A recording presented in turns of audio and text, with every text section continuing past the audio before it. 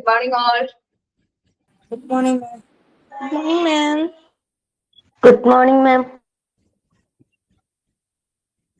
Good morning. പേര് പറഞ്ഞോട്ടാ.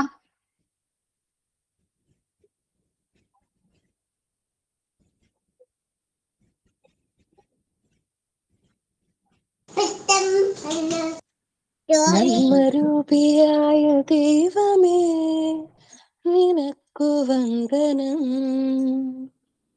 നന്മരൂപിയായ ദൈവമേ നിനക്കു വന്ദനം. മനോജ്ഞരൂപമെന്റെ ഉള്ളിൽ വന്നു വാഴിട ഇത്രയും മനോ.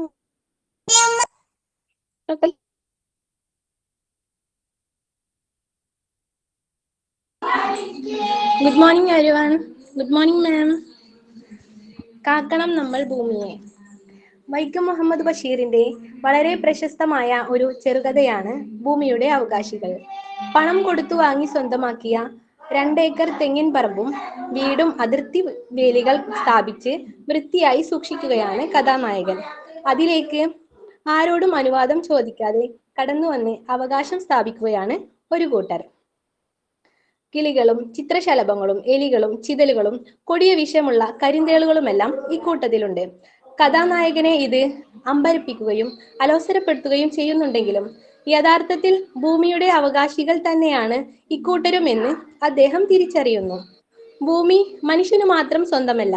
എല്ലാ ജീവികൾക്കും ഈ ഭൂമിയിൽ ജീവിക്കാൻ ഒരേ അവകാശമാണുള്ളത്, അധികാരമാണുള്ളത്. മഹാകവി വള്ളത്തോൾ എന്റെ ഗുരുനാഥൻ എന്ന കവിതയിലൂടെ അവതരിപ്പിക്കുന്ന മഹാത്മാഗാന്ധിയുടെ ലോകദർശനവും മറ്റൊന്നല്ല. ലോകമേ തറവാട്, തനിക്കീ ചെടികളും പുൽകളും പുഴുക്കളും കൂടിതൻ കുടുംബക്കാർ. ലോകത്തിലുള്ള സകല ജീവജാലങ്ങളെയും തന്റെ കുടുംബത്തിലെ അംഗങ്ങളായി ഗാന്ധിജി കാണുമ്പോൾ വസുദൈവ കുടുംബകം എന്ന മഹത്തായ ഭാരതീയ സങ്കല്പമാണ് പ്രതിബിംബിക്കുന്നത്. Thank you all.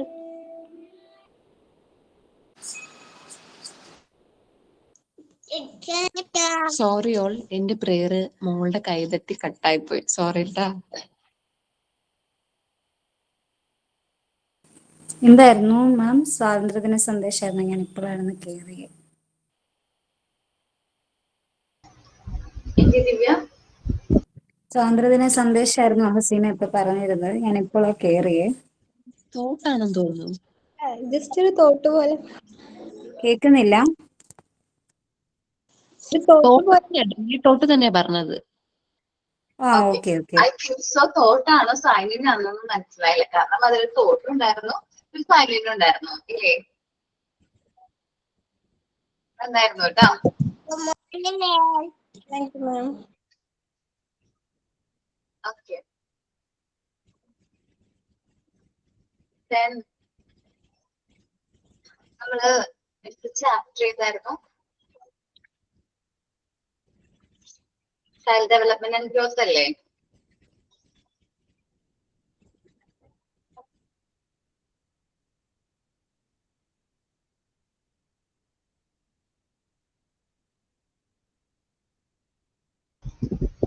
Okay. So നമ്മൾ പോസ്റ്റ്നാന്റൽ പ്രീനാന്റൽ ഫാക്ടേഴ്സ് ഡിസ്കസ് ചെയ്തു അല്ലേ? മെറ്റേണൽ ഹെൽത്തും കുട്ടി ജനിക്കാനിരിക്കുന്ന സമയത്തുള്ള അമ്മയുടെ ഫിസിക്കൽ ആൻഡ് മെന്റൽ സ്റ്റേറ്റിനെ കുറിച്ചിട്ടൊക്കെ നമ്മൾ പറഞ്ഞു ഇല്ലേ? അമ്മയ്ക്ക് കൊടുക്കുന്ന ന്യൂട്രീഷനെ കുറിച്ചും ന്യൂട്രീഷന്റെ ഇമ്പോർട്ടൻസിനെ കുറിച്ചിട്ടൊക്കെ പറഞ്ഞില്ലേ? ഡ്രഗ്സോ ആൽക്കഹോളോ ഒക്കെ പ്രഗ്നന്റ് ആയിരിക്കുന്ന സ്ത്രീകൾ എടുക്കുകയാണെങ്കിൽ കുട്ടികളിൽ എന്താണ് ഫിസിക്കൽ ഡിസബിലിറ്റി വരാനുള്ള ചാൻസ് കൂടുതലാണ്. മേ ബി ഇനി ആക്സിഡന്റ് സംഭവിക്കുകയാണെങ്കിലും കുട്ടികൾക്ക് ഫിസിക്കൽ ഡിസബിലിറ്റി വരാം. പ്രഗ്നന്റ് ആയിരിക്കുന്ന സമയത്ത് അമ്മയ്ക്ക് എന്തെങ്കിലും ആക്സിഡന്റ് സംഭവിക്കുകയാണെങ്കിൽ അത് കുട്ടീനെ അഫക്ട് ചെയ്യും എന്ന് പറഞ്ഞു. അതല്ലേ പറഞ്ഞത്? ഓക്കെ. പോസ്റ്റ്നാന്റൽ ഫാക്ടർ ആണ്. പ്രസവത്തിന് മുമ്പുള്ള അവസ്ഥ മാത്രമാണോ, അല്ലെങ്കിൽ ആ ഒരു എൻവയോൺമെന്റ് മാത്രമാണോ കുട്ടിയുടെ ലൈഫിന് ഇമ്പോർട്ടന്റ് ആയിട്ട് വരുന്നത്? അല്ലല്ലോ. പ്രസവാനന്തരം കുട്ടി ഏതൊരു എൻവയോൺമെന്റിലാണ്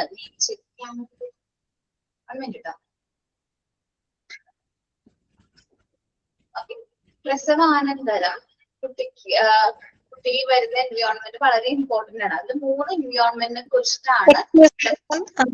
സോഷ്യൽ ഇമോഷണൽ എൻവയോൺമെന്റ് വരെ കഴിഞ്ഞ ക്ലാസ്സിൽ പറഞ്ഞിട്ടുണ്ടായിരുന്നു. ഓക്കേടാ, അതൊന്നും കൂടി പറയുന്നതാ, എന്നാലേ ഇൻട്രസ്റ്റ് എൻവയോൺമെന്റിലേക്ക് വരാൻ പറ്റുള്ളൂ. ഓക്കെ.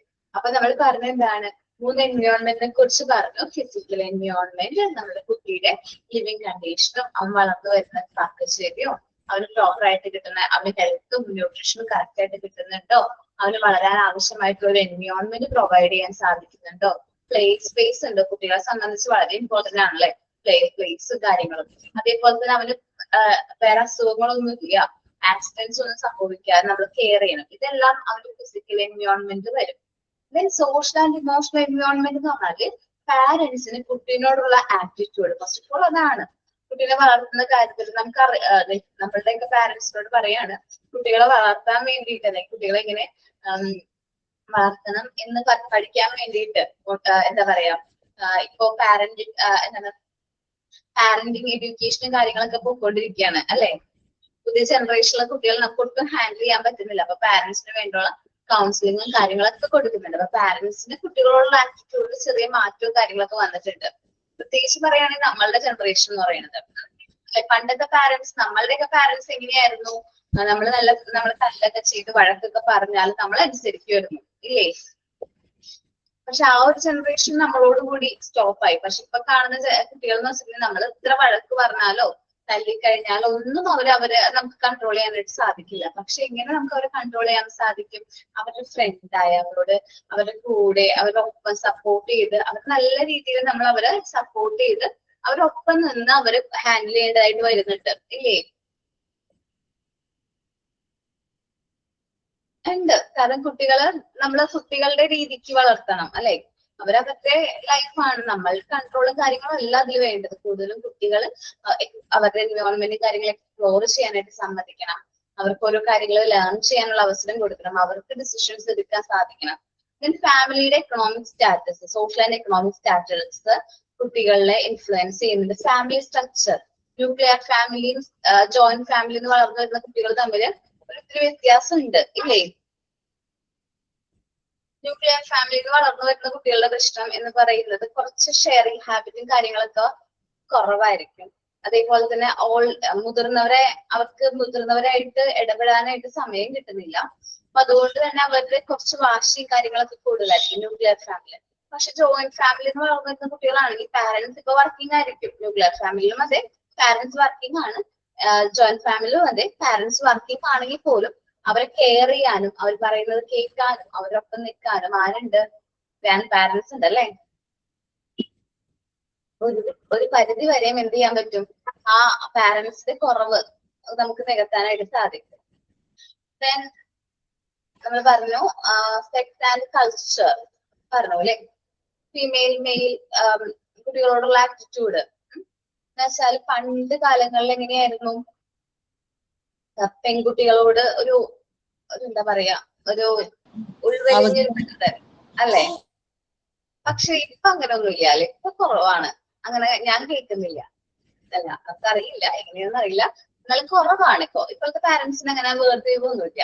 നമ്മളുടെയൊക്കെ ജനറേഷനിൽ നമ്മളൊക്കെ ഫേസ് ചെയ്തിട്ടുണ്ടാവും. ഇപ്പൊ നമ്മളുടെയൊക്കെ ജനറേഷനിൽ ഞാൻ എന്റെ ഫാമിലി എന്ന് വെച്ചിട്ടുണ്ടെങ്കിൽ ഞങ്ങൾ 2 പെൺകുട്ടികളാണ്. അപ്പൊ എന്റെ അച്ഛനോടും അമ്മനോടും തന്നെ പറയാറുണ്ട്, റിലേറ്റീവ്സ് തന്നെ, അടുത്ത റിലേറ്റീവ്സ്, എന്റെ ഫ്രണ്ട്സ് എനിക്ക് പറയുന്നത് പെൺകുട്ടികളെ പഠിപ്പിച്ചിട്ട് ഒരു കാര്യമില്ല, പെൺകുട്ടികളെ പഠിപ്പിക്കല്ല, നേരത്തെ കല്യാണം കഴിച്ച് വിടാണ് വേണ്ടത്, അങ്ങനെ ഒരു ഭാരം ഒഴിവാക്കണം എന്നാണ് അച്ഛനോട് പറയുന്നത്.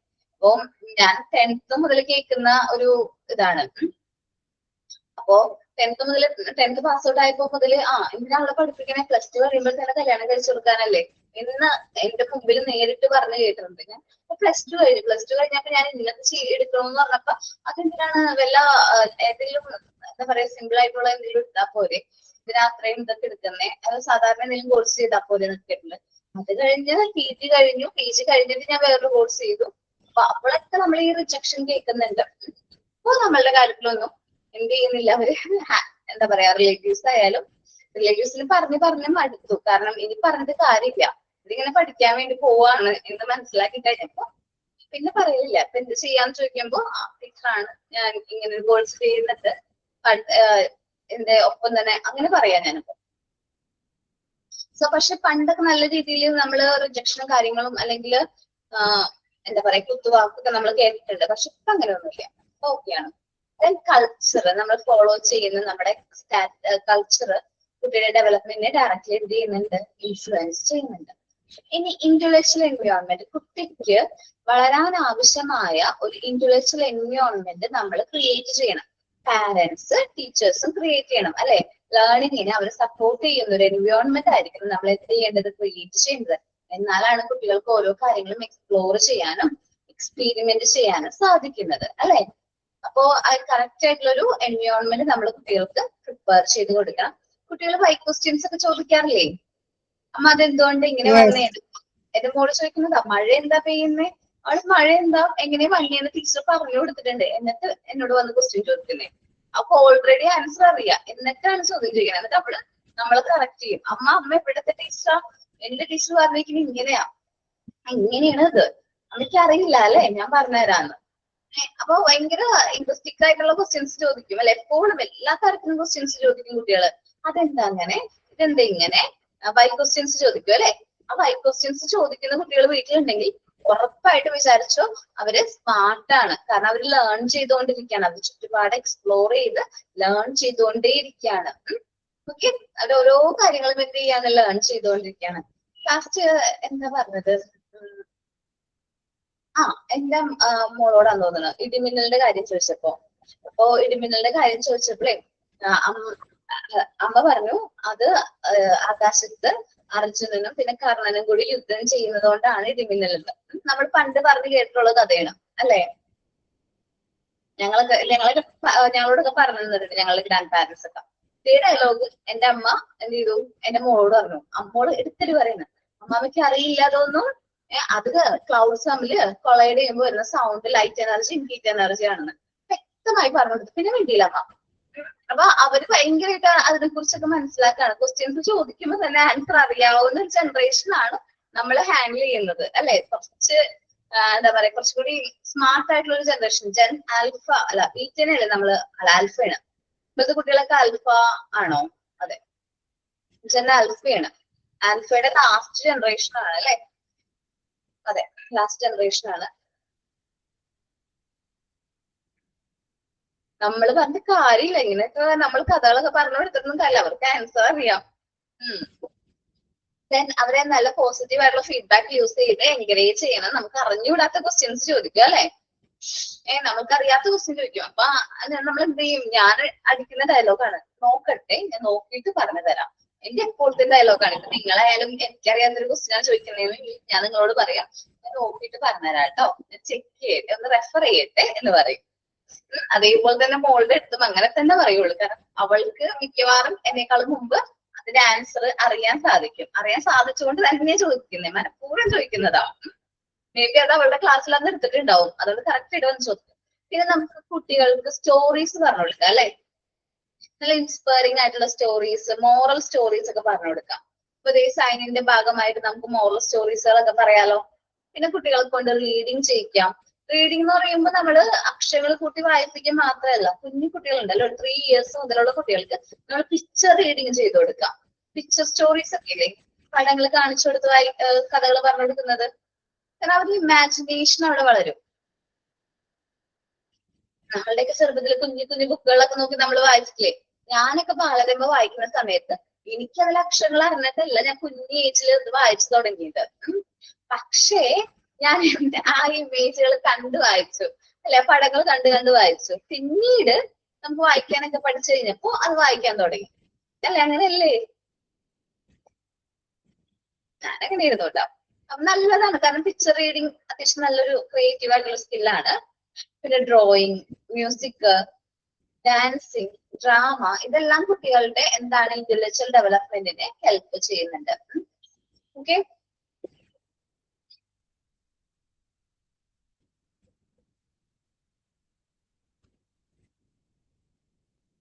Montessori acknowledged the passive nature of the child.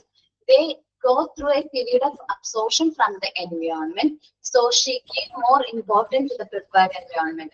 നമുക്കറിയാം, നമ്മുടെ കുട്ടികൾ അവരുടെ എൻവയോൺമെന്റിൽ ഒരുപാട് കാര്യങ്ങൾ എന്ത് ചെയ്യുന്നുണ്ട്, ലേൺ ചെയ്യുന്നുണ്ട് ഇല്ലേ. അവരവരുടെ ചുറ്റുപാടിൽ നിന്ന് ഒരുപാട് കാര്യങ്ങൾ ലേൺ ചെയ്യുന്നുണ്ട്. നമ്മൾ വിചാരിക്കും അവരൊന്നും നമ്മൾ പറയുന്നൊന്നും കേൾക്കുന്നില്ല. നമ്മൾ പറയുന്ന ഓരോ വേർഡ്സും ഓരോ സെന്റൻസും ഓരോ കാര്യങ്ങളും അവരെന്ത് ചെയ്യുന്നുണ്ട്, നല്ല രീതിയിൽ എന്ത് ചെയ്യുന്നുണ്ട്, അബ്സോർബ് ചെയ്യുന്നുണ്ട്. they go through a period of absorption. അവർ എന്ത് ചെയ്യുന്നൊരു അവരുടെ എൻവയോൺമെന്റിൽ നിന്നുള്ള അവരുടെ ചുറ്റുപാടിൽ നിന്നുള്ള ഈ ഫാക്ടേഴ്സിൽ നിന്നൊക്കെ ഒരുപാട് കാര്യങ്ങൾ എന്ത് ചെയ്യുന്നുണ്ട്. Same time she recognise strong active nature of the children. നമ്മുടെ കുഞ്ഞു കുട്ടികൾ എന്ന് പറയുമ്പോൾ നല്ല രീതിയിൽ അവർക്ക് എന്താണ് ഭയങ്കര ആക്റ്റീവ് ആണ് അല്ലേ. നമ്മൾ പറയാറുണ്ട് 4 വയസ്സുള്ള കുട്ടികൾക്ക് നമ്മൾ പഴഞ്ചൊല്ല് പറയും അല്ലെ, 4 വയസ്സിൽ നട്ടഭ്രാന്തായിരിക്കുന്നൊക്കെ പറഞ്ഞിട്ട് ഒരു പഴഞ്ചൊല്ലില്ലേ. ഭയങ്കര ആക്റ്റീവ് ആയിട്ടുള്ള അഗ്രസീവ് ആയിട്ടുള്ള ഒരു പീരീഡ് ആണ് 4 years എന്ന് പറയുന്നത്. അപ്പൊ ആ ടൈമിൽ അവരുടെ ആക്റ്റീവ് ആയിട്ടുള്ള സ്ട്രോങ് നേച്ചർ, അവരുടെ കയ്യിൽ നല്ല എനർജി ഉണ്ട്. സോ നമ്മൾ ഈ എനർജി അവരെ എന്തിലേക്ക് കൺവേർട്ട് ചെയ്യണം, അവരെ വർക്ക് ചെയ്യിക്കുന്നതിലേക്ക് നമ്മൾ എന്ത് ചെയ്യണം, കൺവേർട്ട് ചെയ്യണം. അവരെ നമ്മൾ വർക്ക് ചെയ്യിക്കുന്നതിലൂടെ അവരെ നമുക്ക് എന്ത് ചെയ്യാൻ പറ്റും, നമുക്ക് അവരെ ആ വർക്കിലേക്ക് കോൺസെൻട്രേറ്റ് ചെയ്യിക്കാനായിട്ട് സാധിക്കും. വർക്ക് ചെയ്യുന്നതിലൂടെ അവർക്ക് ഡിസിപ്ലിൻ, അതേപോലെ തന്നെ കോൺസെൻട്രേഷൻ, പേഷ്യൻസ്, അതേപോലെ നല്ല ക്വാളിറ്റീസ് ഡെവലപ്പ് ചെയ്യും. നമുക്കൊരു കാര്യം നിങ്ങൾ ശ്രദ്ധിച്ചിട്ടുണ്ടോ, നിങ്ങളായാലും നമുക്ക് ഇഷ്ടപ്പെട്ടൊരു വർക്ക് ചെയ്യുമ്പോൾ നമുക്കത് പൂർണ്ണ മനസ്സോടുകൂടി ചെയ്യാനായിട്ട് സാധിക്കും, ഒരു ഹാപ്പിനെസ്സോട് കൂടി ചെയ്യാനായിട്ട് സാധിക്കും. അതേപോലെ തന്നെ ഇത് ഏറ്റവും കൂടുതലുള്ളത് കുട്ടികളിലാണ്. അവരൊരു വർക്ക് ഇഷ്ടപ്പെട്ട് ചെയ്യുമ്പോൾ അത് അത്രയും എൻജോയ് ചെയ്തായിരിക്കും അവരെന്ത് ചെയ്യുന്നത്. മൈൽ സ്റ്റോൺ ഓഫ് ഡെവലപ്മെന്റ് ആണ് ഞാൻ ഈ പറയാൻ പോകുന്നതിൽ. ചിലപ്പോ പോയിന്റ്സ് വ്യത്യാസം ഉണ്ടാവും. അപ്പോ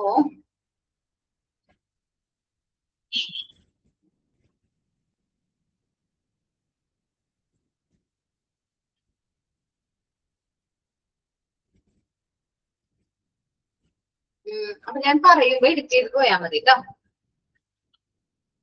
ഇത് പീരീഡ്സ് പറയാണ്. പീരീഡ്സ് കഴിഞ്ഞിട്ട് നമ്മൾ ഓരോന്നായിട്ട് എക്സ്പ്ലെയിൻ ചെയ്യുന്നത്. അതിൽ ഓർഡർ ചെന്നാലൊന്ന് തെറ്റിക്കിടക്കുക, അതിന്റെ പ്രശ്നമാണ്.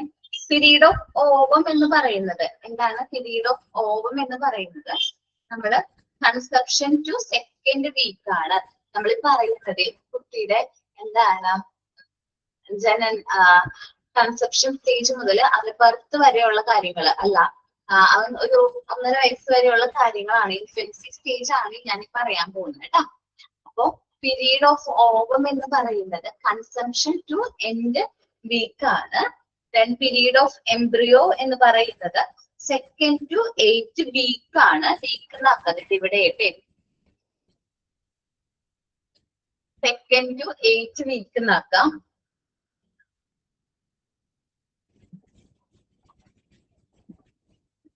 കണ്ടോ, പീരീഡ് ഓഫ് എംബ്രിയോ കഴിഞ്ഞിട്ടേ tries to hold the head steady. ആ പോയിന്റ് ഒന്ന് കട്ട് ചെയ്ത് കളഞ്ഞേ. ഈ പോയിന്റില് tries to hold up the head steady. ഞാനേ ഒരു കാര്യം ചെയ്യാൻ പറ്റിട്ടോ,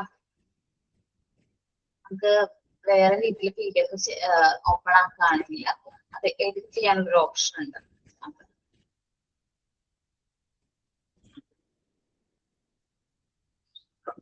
പാടാണ്.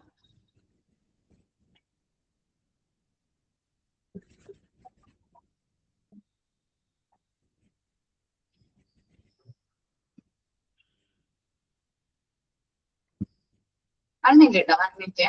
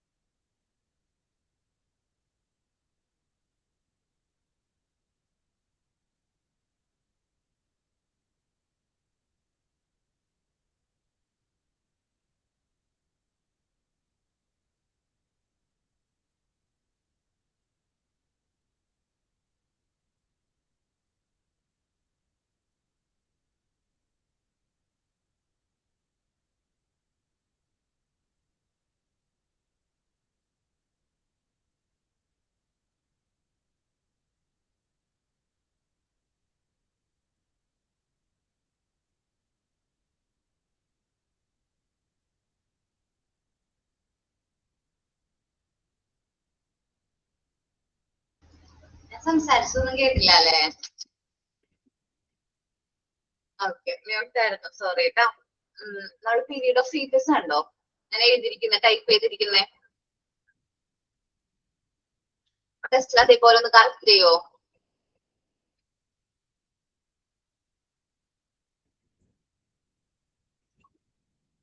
അത് കട്ട് ചെയ്തിട്ട് കറക്റ്റ് ചെയ്യണം കേട്ടോ. കറക്റ്റ് ചെയ്യുമ്പോൾ എല്ലാവരും തമ്പയച്ചോട്ടെ, കറക്റ്റ് ചെയ്തിട്ട്. അതിലൊരു പോയിന്റ് മിസ്സിംഗ് ആണ്. നമ്മൾ ഈ head tries to head hold up the head steady. Period of foetus എന്ന് പറയുന്നത് 8 months അൺടിൽ ദ ബർത്ത് ആണ്. കറക്റ്റ് ചെയ്തു, എല്ലാവരും ചെയ്തു.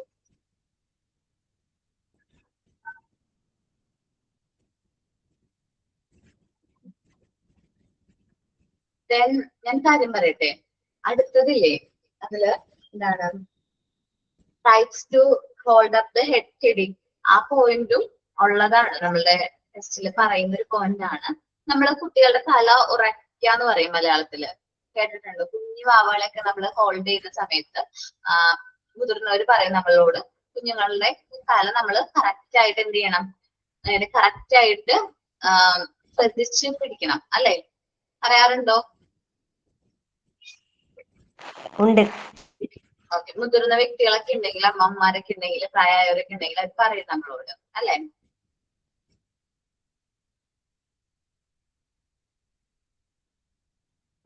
നമ്മൾ ഏത് പ്രായം മുതലാണ് നമ്മളെ ഹെഡ് കുട്ടികളെ സ്റ്റഡി ആക്കി നോക്കാനായിട്ട് ശ്രമിക്കുന്നത്? ബർത്ത് ടു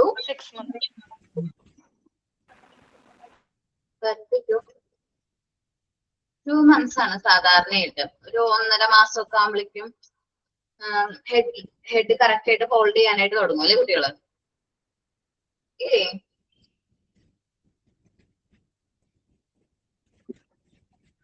കാണാൻ പറ്റുന്നുണ്ടോ? അയ്യോടാ,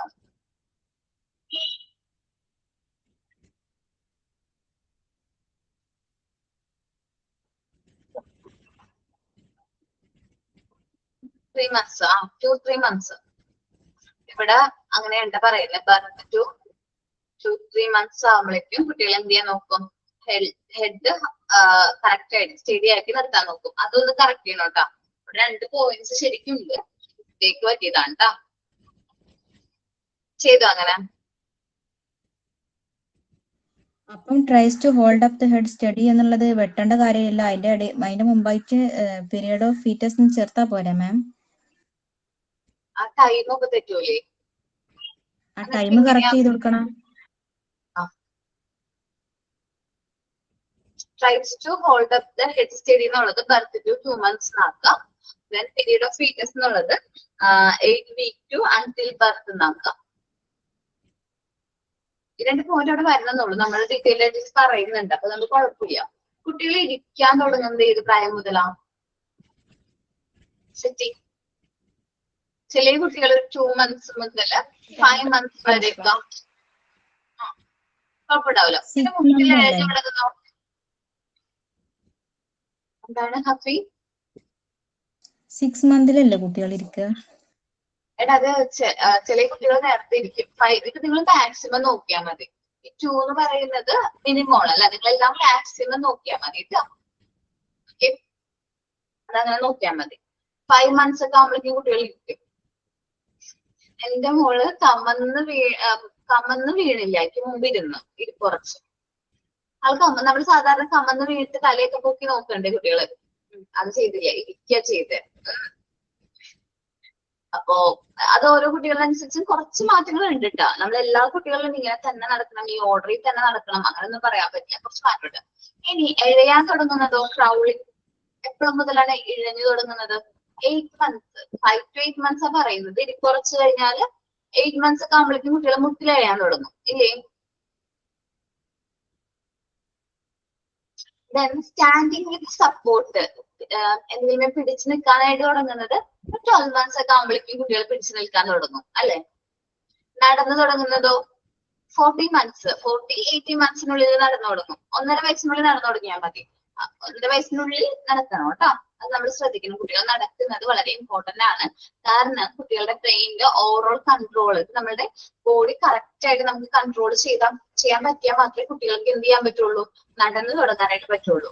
പ്രോപ്പർ ആയിട്ട് ബ്രെയിൻ ഡെവലപ്മെന്റ് സംഭവിച്ചാൽ മാത്രമേ കുട്ടികൾക്ക് എന്ത് ചെയ്യാൻ പറ്റുള്ളൂ, നടക്കാനായിട്ട് സാധിക്കുള്ളൂ. ഇനി വാക്കിംഗ്, അത് ഓരോ കുട്ടികൾക്കും ഡിഫറൻസ് ഉണ്ടടാ. നമ്മൾ കുട്ടികളുടെ വെയിറ്റ് ഒക്കെ നോക്കുമ്പോൾ വെയിറ്റ് കുറവാണെങ്കിൽ കുട്ടികൾക്ക് പെട്ടെന്ന് ബാലൻസ് ചെയ്യാനായിട്ട് പറ്റും. അങ്ങനെ വ്യത്യാസം ഉണ്ട് കേട്ടോ. എന്റെ മോള് നേരത്തെ നടന്നു തുടങ്ങി, പക്ഷെ മോൻ കുറച്ച് വൈകിയ നടക്കാൻ തുടങ്ങി. Standing with support can climb the stair, എന്തെങ്കിലും പിടിച്ച് സ്റ്റെപ്പ് കയറാൻ തുടങ്ങാൻ പറ്റുന്നത് എപ്പോ മുതലാണ്? 15 മാസമൊക്കെ മുതൽ സ്റ്റെപ്പ് ഒക്കെ കയറി തുടങ്ങും. ഇനി നടന്ന് തുടങ്ങി കഴിഞ്ഞാൽ അറിയാം അടുത്ത സ്റ്റേജ് എന്താണ്, അടുത്ത സ്റ്റെപ്പ് എന്താണ്, റണ്ണിങ് ആയിരിക്കും. നമുക്ക് പിടിച്ചാൽ കിട്ടില്ല. അതേപോലെ ഓടാനായിട്ട് തുടങ്ങും. ഒരു 80 months ഒക്കെ ആകുമ്പോഴേക്കും ഒരു ബാലൻസ് ചെയ്ത് ഓടാനായിട്ട് തുടങ്ങും. ഞാൻ ഈ പറയുന്നത് എന്താന്ന് വെച്ചിട്ടുണ്ടെങ്കിൽ ഈ കുട്ടികൾക്ക് അവരുടെ ബോഡി കറക്റ്റ് ആയിട്ട് കൺട്രോൾ ചെയ്യാൻ സാധിക്കുമ്പോൾ മാത്രമാണ് ഈ പറഞ്ഞിട്ടുള്ള ഈ സ്കിൽസും കാര്യങ്ങളും എന്ത് ചെയ്യാൻ പറ്റുള്ളൂ, ഡെവലപ്പ് ചെയ്യാനായിട്ട് സാധിക്കുള്ളൂ. ഈ സിറ്റിംഗ് ആവട്ടെ, ക്രൗളിംഗ് ആവട്ടെ, സ്റ്റാൻഡിങ് വിത്ത് സപ്പോർട്ട് ആവട്ടെ, വാക്കിംഗ് ആവട്ടെ, സ്റ്റെയർ കയറുന്നതാവട്ടെ, റണ്ണിങ് ആവട്ടെ, ഇതെല്ലാം കുട്ടികളുടെ ഫൈൻ മോട്ടോർ സ്കിൽസ് ആണ്. ഗ്രോസ് മോട്ടോർ സ്കിൽസ് ആണ്. അപ്പൊ ഇത് നല്ല രീതിയിൽ സംഭവിക്കണമെന്നുണ്ടെങ്കിൽ കുട്ടിയുടെ ബ്രെയിൻ ഡെവലപ്മെന്റ് എങ്ങനെയായിരിക്കണം, റൈറ്റ് ആയിട്ടുള്ള വേയിലായിരിക്കണം. ഇനി എന്തെങ്കിലും ഡിലേ ഉണ്ടെങ്കിൽ എന്ന് വെച്ചിട്ടുണ്ടെങ്കിൽ വാക്കിങ്ങിന്റെ കാര്യത്തിൽ എന്തെങ്കിലും ഡിലേ ഉണ്ടെങ്കിൽ നമ്മൾ കുറച്ച് നടക്കാൻ തുടങ്ങുന്ന കാര്യത്തിൽ കുറച്ച് ഡിലേ ഉണ്ടെങ്കിൽ നമ്മൾ കുട്ടീനെ ഒന്ന് ശ്രദ്ധിക്കണം, ചെറുതായിട്ടൊന്ന് പരിഗണിക്കണം. അവൻ നടക്കാൻ ശ്രമിക്കുന്നുണ്ടോ എന്ന് ഇവാലുവേറ്റ് ചെയ്യണം. നമ്മള് പണ്ട് നമ്മുടെ എന്താ പറയാ ഏജ്ഡ് ആയിട്ടുള്ളവരൊക്കെ നമ്മൾ കുട്ടികൾ ജനിച്ചു കഴിഞ്ഞാൽ അവർ പറയും 8ാം മാസം മുതൽ FTD വെച്ച് നടക്കും, കുട്ടി നടന്നു തുടങ്ങിയോ എന്നൊക്കെ ചോദിക്കും. ഇല്ലേ, കുറച്ചും കൂടി ക്യൂരിയസ് ആയിട്ട് അവർ ചോദിക്കും. ഇല്ലേ, ചോദിക്കാറില്ലേ? എന്നോട് ചോദിച്ചിട്ടുണ്ട്. മോൻ നടക്കുന്നില്ല എന്നുള്ളത് എല്ലാവരും പറഞ്ഞപ്പോ എന്നോട് വന്ന് ചോദിക്കാൻ തുടങ്ങി. മോൻ നടക്കുന്നില്ലല്ലോ, അവനെ ഹോസ്പിറ്റലിൽ കാണിക്കാറില്ലേ, ഡോക്ടറെ കാണിക്കാറില്ലേ എന്നൊക്കെ പറഞ്ഞിട്ട് ഞാൻ പറഞ്ഞു 1.5 വയസ്സ് കഴിയട്ടെ, എന്നിട്ട് നടന്നില്ലെങ്കിൽ നമുക്ക് നോക്കാം എന്ന് പറഞ്ഞു. അവൻ ശ്രമിക്കുന്നുണ്ട്, നമുക്ക് അത് മനസ്സിലാവുന്നുണ്ട്, അവൻ ബാലൻസ് ചെയ്ത് ശ്രമിക്കുന്നുണ്ട്. പക്ഷെ എന്താ പറയാ അങ്ങനെ ഓക്കെ ആയിരുന്നു, കുഴപ്പമൊന്നും ഉണ്ടായിരുന്നില്ല. പിന്നെ നടന്നു തുടങ്ങിട്ടോ ഒരു 14 months ഒക്കെ കഴിഞ്ഞപ്പോഴേക്കും ആള് നടക്കാൻ തുടങ്ങി. പക്ഷെ മോള് നേരത്തെ നടന്നു തുടങ്ങി. ഞാൻ പറഞ്ഞില്ല, അവൾ ഇരിക്കാനും നേരത്തെ ഇരുന്നു. ഒരു 3 മാസമൊക്കെ കഴിഞ്ഞപ്പോഴേക്കും ആൾ ഇരിക്കാൻ തുടങ്ങി. 3 മാസത്തെ അവള് ഫോട്ടോസ് ഒക്കെ ആണെങ്കിലും എടുത്ത് നോക്കുമ്പോൾ നമുക്ക് ഫീൽ ചെയ്യുന്നത് അവൾ ആ ഒരു ടൈം ഏജ് മുതൽ അവൾ ഇരിക്കാൻ തുടങ്ങി. ഇരുന്ന് കഴിഞ്ഞിട്ട് പിന്നെ മുട്ടിലഴിയാണെന്നില്ല, നേരെ എഴുന്നേറ്റ് നിൽക്കുകയാണ് ചെയ്തത്. അത് ഓരോ കുട്ടിയുടെ ഡിഫറൻസ് ആയിട്ടുണ്ടാവും കേട്ടോ. പക്ഷെ മോനെന്ന് വെച്ചാൽ കറക്റ്റ് ആ ഓർഡറിൽ എല്ലാ കാര്യം നടന്നു. അവൻ കമന്ന് വീണു, അതിന് ഹെഡ് 15 ദിവസം ഉള്ളപ്പോ കമന്ന് വീണു. പിന്നെന്താണ് തല മുക്കി, അതൊക്കെ അവളെ കറക്റ്റ് ആയിട്ട് ആ ഒരു ഓർഡറിൽ വന്നതാ. എല്ലാ കുട്ടികളും ഇങ്ങനെ ആയിരിക്കും എന്നല്ല, എന്നാലും ചെറിയ ചെറിയ മാറ്റങ്ങൾ എല്ലാവർക്കും ഉണ്ടാവും അല്ലെ. ആദ്യം ചിലപ്പോ ഇരിക്കുന്നവരുണ്ടാവും, ചിലപ്പോ ആദ്യം മുട്ടിലെഴുതുന്നവരുണ്ടാവും, ചിലപ്പോ അങ്ങനെ കുറച്ച് വ്യത്യാസങ്ങളുണ്ട് കേട്ടോ. അത് ഓരോ കുട്ടീനനുസരിച്ച് മാറിക്കൊണ്ടിരിക്കും. അവരുടെ സാഹചര്യങ്ങളും അവരെ നമ്മൾ എങ്ങനെ കെയർ ചെയ്യുന്നു എന്നതിനെ കുറിച്ചിട്ടൊക്കെ മാറ്റം ഉണ്ടാവും. ഇപ്പോ എന്റെ അനിയന്റെ മോൻ ഇപ്പോ എന്താ പറയാ, ഇപ്പോ നടന്നു തുടങ്ങിയിട്ടില്ല എന്ന് പറഞ്ഞാൽ കറക്റ്റ് ആയിട്ട് ഇരിക്കുന്നതും ഇല്ല, ഇരുന്നും തുടങ്ങിയിട്ടില്ല. കാരണം ഫുൾ ടൈം ആള് ഹോൾഡ് ചെയ്യും. അവനെ എപ്പോഴും എടുത്തുകൊണ്ട് അടുപ്പോൾ താഴ്ത്തൊന്നും എടുത്തില്ല. അവൻ എനിക്ക് തോന്നുന്നു 5 മാസം കഴിഞ്ഞിട്ടും കമന്ന് വീഴുകയില്ല. ഞാൻ പറഞ്ഞു ജസ്റ്റ് നമ്മൾ കുട്ടികളെ ഞാനൊക്കെ ചെയ്തിട്ടെന്ന് വെച്ചിട്ടുണ്ടെങ്കിൽ മക്കളെ എന്ത് ചെയ്യും, നമ്മള് ഒരു ഷീറ്റൊക്കെ വെച്ചിട്ട് ആ ഷീറ്റിൽ ഇരുത്തും, കുറെ നേരം ഇരുത്തി കളിപ്പിക്കുകയൊക്കെ ചെയ്യും. പക്ഷെ ഈ കുട്ടീനെ അമ്മ ഒട്ടും എന്ത് ചെയ്യില്ല, താഴത്ത് വെക്കില്ല. മൂത്ത കുട്ടി ആയതുകൊണ്ടായിരിക്കാം, അല്ലെങ്കിൽ ചിലപ്പോ അത് അറിവില്ലാത്തതുകൊണ്ടായിരിക്കാം, എന്താണെന്നറിയില്ല. അപ്പൊ അതുകൊണ്ട് കുട്ടീനെ എപ്പോഴും ഹോൾഡ് ചെയ്തുകൊണ്ടായിരിക്കുന്നത്. അപ്പൊ ഞാൻ കുറച്ച് പ്രദേശമൊക്കെ കൊടുക്കാറുണ്ട്, കുഞ്ഞിനെ കളിപ്പിക്കുക അല്ലെങ്കിൽ അവിടെ ഇരുത്തുക. അങ്ങനെ ഒരു പ്രാവശ്യം ഞാൻ പറഞ്ഞു, അവിടെ ഇരുത്തിയാൽ മാത്രമേ കൊച്ചിന് എന്ത് ചെയ്യുള്ളൂ, കറക്റ്റ് ആയിട്ട് കമന്ന് വീഴുള്ളൂ, നോക്ക്, താഴത്തിരുത്തി നോക്ക്, നിലത്തിരുത്തി നോക്ക് എന്നൊക്കെ പറഞ്ഞു കഴിഞ്ഞപ്പോ എന്ത് ചെയ്യാൻ തുടങ്ങി. അപ്പൊ ഇരുത്തി കഴിഞ്ഞപ്പോ കുറച്ച് ദിവസം 2-3 ദിവസം അങ്ങനെ ചെയ്ത് കഴിഞ്ഞപ്പോഴേക്കും ആള് എന്ത് ചെയ്തു, കമന്ന് വീണു കഴിഞ്ഞപ്പോ വീണ്ടും എടുത്ത ആള് എന്ത് ചെയ്തു, പിടിച്ചു. എന്ന് വെച്ചാൽ അങ്ങനെ നമ്മളെപ്പോഴും കുട്ടീനെ നമ്മുടെ കയ്യിൽ ഹോൾഡ് ചെയ്ത് കഴിഞ്ഞാൽ കുട്ടികളുടെ ഡെവലപ്മെന്റ് കറക്റ്റ് ആയാലും നമ്മൾ കുട്ടികൾ വീഴും ഇല്ലേ. അതേ എഴുന്നേറ്റ് നടക്കുന്നതിന് മുമ്പായിട്ട് കൊച്ചുങ്ങൾ എന്തായാലും വീഴും. പിടിച്ച് വെച്ച് നടക്കുമ്പോ വീഴും. വീണ് കഴിഞ്ഞിട്ട് വീണ്ടും എഴുന്നേറ്റാണ് കുട്ടികൾ ഓരോ കാര്യങ്ങൾ ചെയ്യുന്നത്. അതേപോലെ നടന്നു തുടങ്ങിയപ്പോഴേ ഞാൻ പറഞ്ഞില്ലേ മോൻ നടക്കുന്നില്ല എന്ന് പറഞ്ഞു. അപ്പോ നമ്മള് വീട്ടില് ഹസ്ബൻഡ് ഒരു ഫുൾ ടൈലാണ് വീട്ടില്, ഫ്രണ്ടിലൊന്നും മണ്ണില്ല. അപ്പൊ ഞാൻ എന്റെ വീട്ടിൽ കൊണ്ടുപോയി കഴിഞ്ഞപ്പോ എന്റെ അച്ഛൻ പറഞ്ഞത്, നീ മണലിൽ നടത്ത്, മണലിൽ അങ്ങനെ കൈ പിടിച്ച് നടത്ത്, അപ്പൊ അവൻ നടക്കൂ. എന്ന് പറഞ്ഞു. അങ്ങനെ ഞാൻ കുറച്ച് മണലിലൊക്കെ ഞാൻ കൈപിടിച്ച് നടത്തി കഴിഞ്ഞപ്പോ ആൾ ഓക്കെയാണ്, അവൻ ബാലൻസ് ചെയ്ത് നടന്നു വരുന്നുണ്ട്. ഇപ്പോഴും എന്റെ കയ്യിൽ ആ വീഡിയോ ഉണ്ട്. എന്ന് വെച്ചാല് അവൻ നടന്ന് ഇങ്ങനെ എന്റെ അടുത്തേക്ക് വരുന്ന ആദ്യം ഇത് നടക്കുന്ന ഭയങ്കര ഒരു എന്താ പറയാ ഭയങ്കര സന്തോഷമാണത്. അപ്പൊ അതിന്റെ വീഡിയോ ഞാൻ എടുത്തു വെച്ചിട്ടുണ്ട്. അപ്പൊ ഞാൻ നോക്കുമ്പോ അമ്മയുടെ അടുത്തുനിന്ന് എന്റെ അടുത്തേക്ക് നടന്നു വരാണ് വീഡിയോ എടുക്കുന്ന സമയത്ത്. ഭയങ്കര സന്തോഷമായി. ഓക്കെ, അപ്പോ നമ്മൾ കുട്ടികളുടെ ഡെവലപ്മെന്റ് വളരെ ഇമ്പോർട്ടന്റ് ആണ്. അത് എൻജോയ് ചെയ്യണം അല്ലെ? കുട്ടികളുടെ ഓരോ സ്റ്റേജസ് ഓഫ് ഡെവലപ്മെന്റ് നമ്മളത് എക്സ്പീരിയൻസ് ചെയ്തത്. ഞാനിപ്പോ കാര്യങ്ങൾ പറഞ്ഞ സമയത്ത് നിങ്ങളുടെ മനസ്സിലൂടെ വന്നത് നിങ്ങളുടെ കുട്ടികളുടെ ഡെവലപ്മെന്റ് ആയിരുന്നു ഇല്ലേ? അവര് ഇരുന്നതും അവര് മുട്ടിലെഴഞ്ഞതും അവര് എന്താണ് എന്തെങ്കിലും പിടിച്ചു നിന്നതും ഒക്കെ ഓർമ്മ വന്നില്ലേ നമുക്ക്? അതെ അതെ, ഓർമ്മ വന്നു. വളരെ ഇമ്പോർട്ടന്റ് ആയിട്ടുള്ള ടൈം പീരീഡ് ആണ് അത്. നമ്മള് ലൈഫിനെ കുറിച്ചിട്ട് പറയാനായിട്ട് പോവാണ്. ലൈഫിനെ കുറിച്ചിട്ട് ലൈഫിനെ കുറിച്ചിട്ടാണ് പറയാനായിട്ട് പോകുന്നത്. ഞാൻ ആദ്യം ഇത് പറഞ്ഞു തന്നിട്ട് നിങ്ങൾക്ക് എന്ത് ചെയ്യാം, ഒരു വീഡിയോ ഒക്കെ കാണിച്ചു തരാം. 1 minute. Life begins at conception. Conception മുതലാണ് എന്ത് ചെയ്യുന്നത്, നമ്മുടെ ലൈഫ് സ്റ്റാർട്ട് ചെയ്യുന്നത് അല്ലെ? ലൈഫ് സ്റ്റാർട്ട് ചെയ്യുന്നത്. 1 മിനിറ്റ്.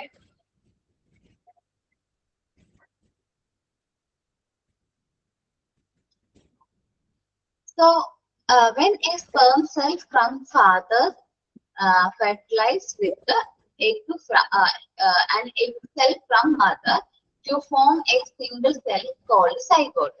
അപ്പോൾ ഫാദേഴ്സിന്റെ സ്പേം സെല്ലും മദറിന്റെ എഗ് സെല്ലും ഒരുമിച്ച് എന്ത് ചെയ്യുമ്പോൾ ഫെർട്ടിലൈസ് ആവുമ്പോഴാണ് സൈഗോട്ട് ഫോം ചെയ്യുന്നത്. The zygote, which is a fertilized cell, zygote എന്ന് പറയുന്നത് ഒരു ഫെർട്ടിലൈസ്ഡ് ആയിട്ടുള്ള സെല്ലാണ്. അതില് contains 46 chromosomes. The mother and father contribute 23 each. Each നാക്കാതെ ഇനി ACH നാക്കാവേ. അപ്പൊ എന്താണ് 43 chromosomes ആണ് ഇവിടെ ഉള്ളത് ഈ പറഞ്ഞ എന്താണ് സൈഗോട്ടിലുള്ളത്. അതിൽ 23 ആരാണ് കോൺട്രിബ്യൂട്ട് ചെയ്യുന്നത്? ഫാദറും. ബാക്കി 23 ആരാണ്? മദറും ആണ് കോൺട്രിബ്യൂട്ട് ചെയ്യുന്നത്. ഈ ക്രോമസോംസിൽ നമ്മൾ കാണാത്ത, കണ്ടുകൊണ്ട് കാണാൻ സാധിക്കാത്ത ഇൻവിസിബിൾ ആയിട്ടുള്ള പാർട്ടിക്കിൾസ് ഉണ്ട്. നമ്മുടെ ഹെറിഡിറ്ററി ഫാക്ടേഴ്സ് ഒക്കെ എന്ത് ചെയ്യുന്നത്, കൺട്രോൾ ചെയ്യുന്നത് ഈ എന്താണ് ഇൻവിസിബിൾ ആയിട്ടുള്ള പാർട്ടിക്കിൾസ് ആണ്. നമ്മൾ അതിന് എന്ത് പറയും? ജീൻ എന്ന് പറയും അല്ലെ? ജീൻ അല്ലെങ്കിൽ DNA എന്നൊക്കെ പറയും. സാധാരണയായിട്ട് അമ്മമാര് 23 എക്സ് ക്രോമസോംസ് ആണ് കോൺട്രിബ്യൂട്ട് ചെയ്യുന്നത്. എക്സ് അല്ലെ? ഫാദർ ആണ് either 23 X chromosome or 22 X and 1 Y chromosome. Okay, നിങ്ങൾക്ക് അറിയോ ആരാണ് ശരിക്കും റെസ്പോൺസിബിൾ ആയിട്ടുള്ള പേഴ്സൺ കുട്ടിയുടെ സെക്സ് ഡിറ്റർമിൻ ചെയ്യുന്നതില്? ആരുടെ ഭാഗത്തുള്ള കോൺട്രിബ്യൂഷൻ ആണ്? ഫാദർ. അതെ, ഫാദർ ആണ് കുട്ടിയുടെ എന്താ സെക്സ് ഡിറ്റർമിൻ ചെയ്യുന്നത്. ഫാദർ. അപ്പൊ ഫാദർ 23 എക്സ് ക്രോമസോംസ് ആണ് കോൺട്രിബ്യൂട്ട് ചെയ്യുന്നെങ്കിൽ മദറിന്റെ ഭാഗത്ത് എപ്പോഴും 23 എക്സ് മാത്രമേ ഉള്ളൂ. ഫാദറിന്റെ ഭാഗത്തും 23 എക്സ് ആണെങ്കിൽ എന്ത് കുട്ടിയായിരിക്കും? പെൺകുട്ടി ആയിരിക്കും. ഇനി 22 എക്സും 1 വൈ ക്രോമസോംസ് ആണെങ്കിൽ കുട്ടി എന്തായിരിക്കും? മെയിൽ ആയിരിക്കും. അപ്പൊ അതനുസരിച്ചാണ് കുട്ടിയുടെ സെക്സ് ഡിറ്റർമിൻ ചെയ്യുന്നത്. ഓക്കെ, നോക്കിയേ, XY chromosomes ആണ് കുട്ടിയുടെ സെക്സ് ഡിറ്റർമിൻ ചെയ്യുന്നത്. If the father contribute 23 X chromosomes, the child will be female. If the 22 X and 1 Y chromosomes ആണെങ്കിൽ കുട്ടി എങ്ങനെയായിരിക്കും? മെയിൽ ആയിരിക്കും. പക്ഷെ ഇന്നും ഇതറിയാത്ത ഒരുപാട് ആൾക്കാരുണ്ട്. നമ്മുടെയൊക്കെ എന്താ പറയാ ഗ്രാൻഡ് പാരന്റ്സിന്റെ ഒക്കെ ആ ഒരു ജനറേഷനിൽ ഇന്നും പെൺകുട്ടികൾ ജനിക്കാനായിട്ട് റെസ്പോൺസിബിൾ ആയിട്ടുള്ള പേഴ്സൺ പുരുഷന്മാരാണെന്ന് പറഞ്ഞു കഴിഞ്ഞാൽ വിശ്വസിക്കാനായിട്ട് സാധിക്കില്ല അല്ലെ? വിശ്വസിക്കില്ല. ഇപ്പോഴും സ്ത്രീകളുടെ കുറ്റം മാത്രമായിട്ട് കണക്കാക്കാം. പക്ഷെ എന്താ പറയാ നമ്മള് നോക്കുകയാണെങ്കിൽ ബയോളജിക്കലി നോക്കുമ്പോ ആരാണ് അതിന്റെ റെസ്പോൺസിബിൾ പേഴ്സൺ? അച്ഛന്മാരാണ്. ഇനി നമ്മൾ വളരെ ഇമ്പോർട്ടന്റ് ആയിട്ടുള്ള ടൈം പീരീഡ് ആണ്. ഒരു കാര്യം പറഞ്ഞോട്ടെ. ഇപ്പൊ നമ്മളിപ്പോ ഇവിടെ ഈ ക്രോമസോമിനെ കുറിച്ച് പറഞ്ഞല്ലോ. അപ്പൊ ചിലര് ഇതുപോലെ പെൺകുട്ടി മാത്രം ഉണ്ടാവുന്നുള്ളൂ എന്ന് പറഞ്ഞിട്ട് ചിലരെ വൈഫുമാരെ ഡിവോഴ്സ് ചെയ്യും. എന്നിട്ട് വേറെ കല്യാണം കഴിച്ചുമ്പോ അവർക്ക് കുറെ ആൺകുട്ടികൾ ഉണ്ടാവും. അപ്പൊ പിന്നെ അതെങ്ങനെ സംഭവിക്കും? അതായത് ഫസ്റ്റ് ഓഫ് ഓൾ നമ്മൾ ട്രസ്റ്റ് ഉണ്ടല്ലോ. ഒരു ട്രസ്റ്റ് ഫീലിംഗ് ഉണ്ട്. നമുക്ക് ട്രസ്റ്റ് എന്ന് വെച്ചാല് ഈ ക്രോമസോംസിന്റെ കോൺട്രിബ്യൂഷനും ഈ ട്രസ്റ്റും തമ്മിലൊരു കണക്ഷൻ ഉണ്ട് കേട്ടോ. നമ്മള് ഫസ്റ്റ് ഇപ്പൊ സപ്പോസ് ഒരു കാര്യം പറയാണ്, സപ്പോസ് നമ്മൾ അങ്ങനെ വിശ്വസിക്കുകയാണ്, ഇപ്പൊ എനിക്ക് ആദ്യം ജനിച്ചത് മൂത്തത് പെൺകുട്ടിയാണ്, രണ്ടാമത്തതും പെൺകുട്ടി ആയിരിക്കുമോ എന്നുള്ള ആലോചിച്ച് ടെൻഷനാണ്. നമ്മൾ ഈ കൺസീവ് ചെയ്യുന്ന സമയത്ത് ഭയങ്കര ടെൻഷനും കാര്യങ്ങളൊക്കെ ഉണ്ട്. അച്ഛന്റെ മാനസികാവസ്ഥയും ആ ഒരു കാര്യങ്ങളൊക്കെ എന്ത് ചെയ്യുന്നുണ്ട്, ഇതിനെ ഇൻഫ്ലുവൻസ് ചെയ്യുന്നുണ്ട്, കുട്ടിയുടെ സെക്സ് ഡിറ്റർമിൻ ചെയ്യുന്നതിൽ ഇൻഫ്ലുവൻസ് ചെയ്യുന്നുണ്ട്. അപ്പോ അച്ഛൻ ഓൾറെഡി മൂത്ത കുട്ടി പെൺകുട്ടിയാണ്, അപ്പൊ രണ്ടാമത്തെ കുട്ടിയും അടുത്ത് ജനിക്കുന്ന പെൺകുട്ടി ആയിരിക്കും. അങ്ങനത്തെ ഒരുപാട് ഡ്രസ്സിലൂടെയും കടന്നു പോകുന്നത്. അപ്പോ എന്താണ്, ഓട്ടോമാറ്റിക്കലി വീട്ടിൽ ജനിക്കുന്ന എന്തായിരിക്കും, പെൺകുട്ടി ആയിരിക്കും. പിന്നെ അവരിപ്പോ 3-4-5 കുട്ടികൾ കഴിഞ്ഞിട്ട് വീണ്ടും വേറെ കല്യാണം കഴിച്ച് മാരേജ് ചെയ്തു എന്ന് വിചാരിക്കും, ഡിവോഴ്സ് ഒക്കെ ചെയ്തിട്ട് മാരേജ് ചെയ്തു. അതൊക്കെ ഭയങ്കര ഇല്ലീഗലാണ്. അപ്പൊ പറഞ്ഞു കൊടുത്താൽ മതി, അവർക്ക് നല്ല രീതിയിലൊരു കൗൺസിലിംഗ് ഒക്കെ കൊടുത്താൽ മതി. ഇതിന്റെ മെയിൻ ആയിട്ടുള്ള റെസ്പോൺസിബിൾ പേഴ്സൺ ആരാന്നുള്ളതിനെ കുറിച്ചിട്ട് നല്ല രീതിയിൽ കൗൺസിലിംഗ് ഒക്കെ കൊടുത്ത് നമുക്ക് മാറ്റിയെടുക്കാവുന്നേ ഉള്ളൂ. ബട്ട് ഇപ്പൊ അവർ റിലാക്സ്ഡ് ആവും, അവരുടെ മൈൻഡ് തന്നെ കാമാവും. കാരണം വേറെ കല്യാണം കഴിച്ചിരിക്കുകയാണ്, അപ്പൊ എനിക്ക് എന്തായാലും ഇനി ആ കുട്ടിയായിരിക്കും ജനിക്കാം എന്നുള്ളൊരു റിലാക്സേഷൻ, ആ സ്ട്രെസ് കുറവായിരിക്കും. അപ്പോ അതുകൊണ്ടായിരിക്കും.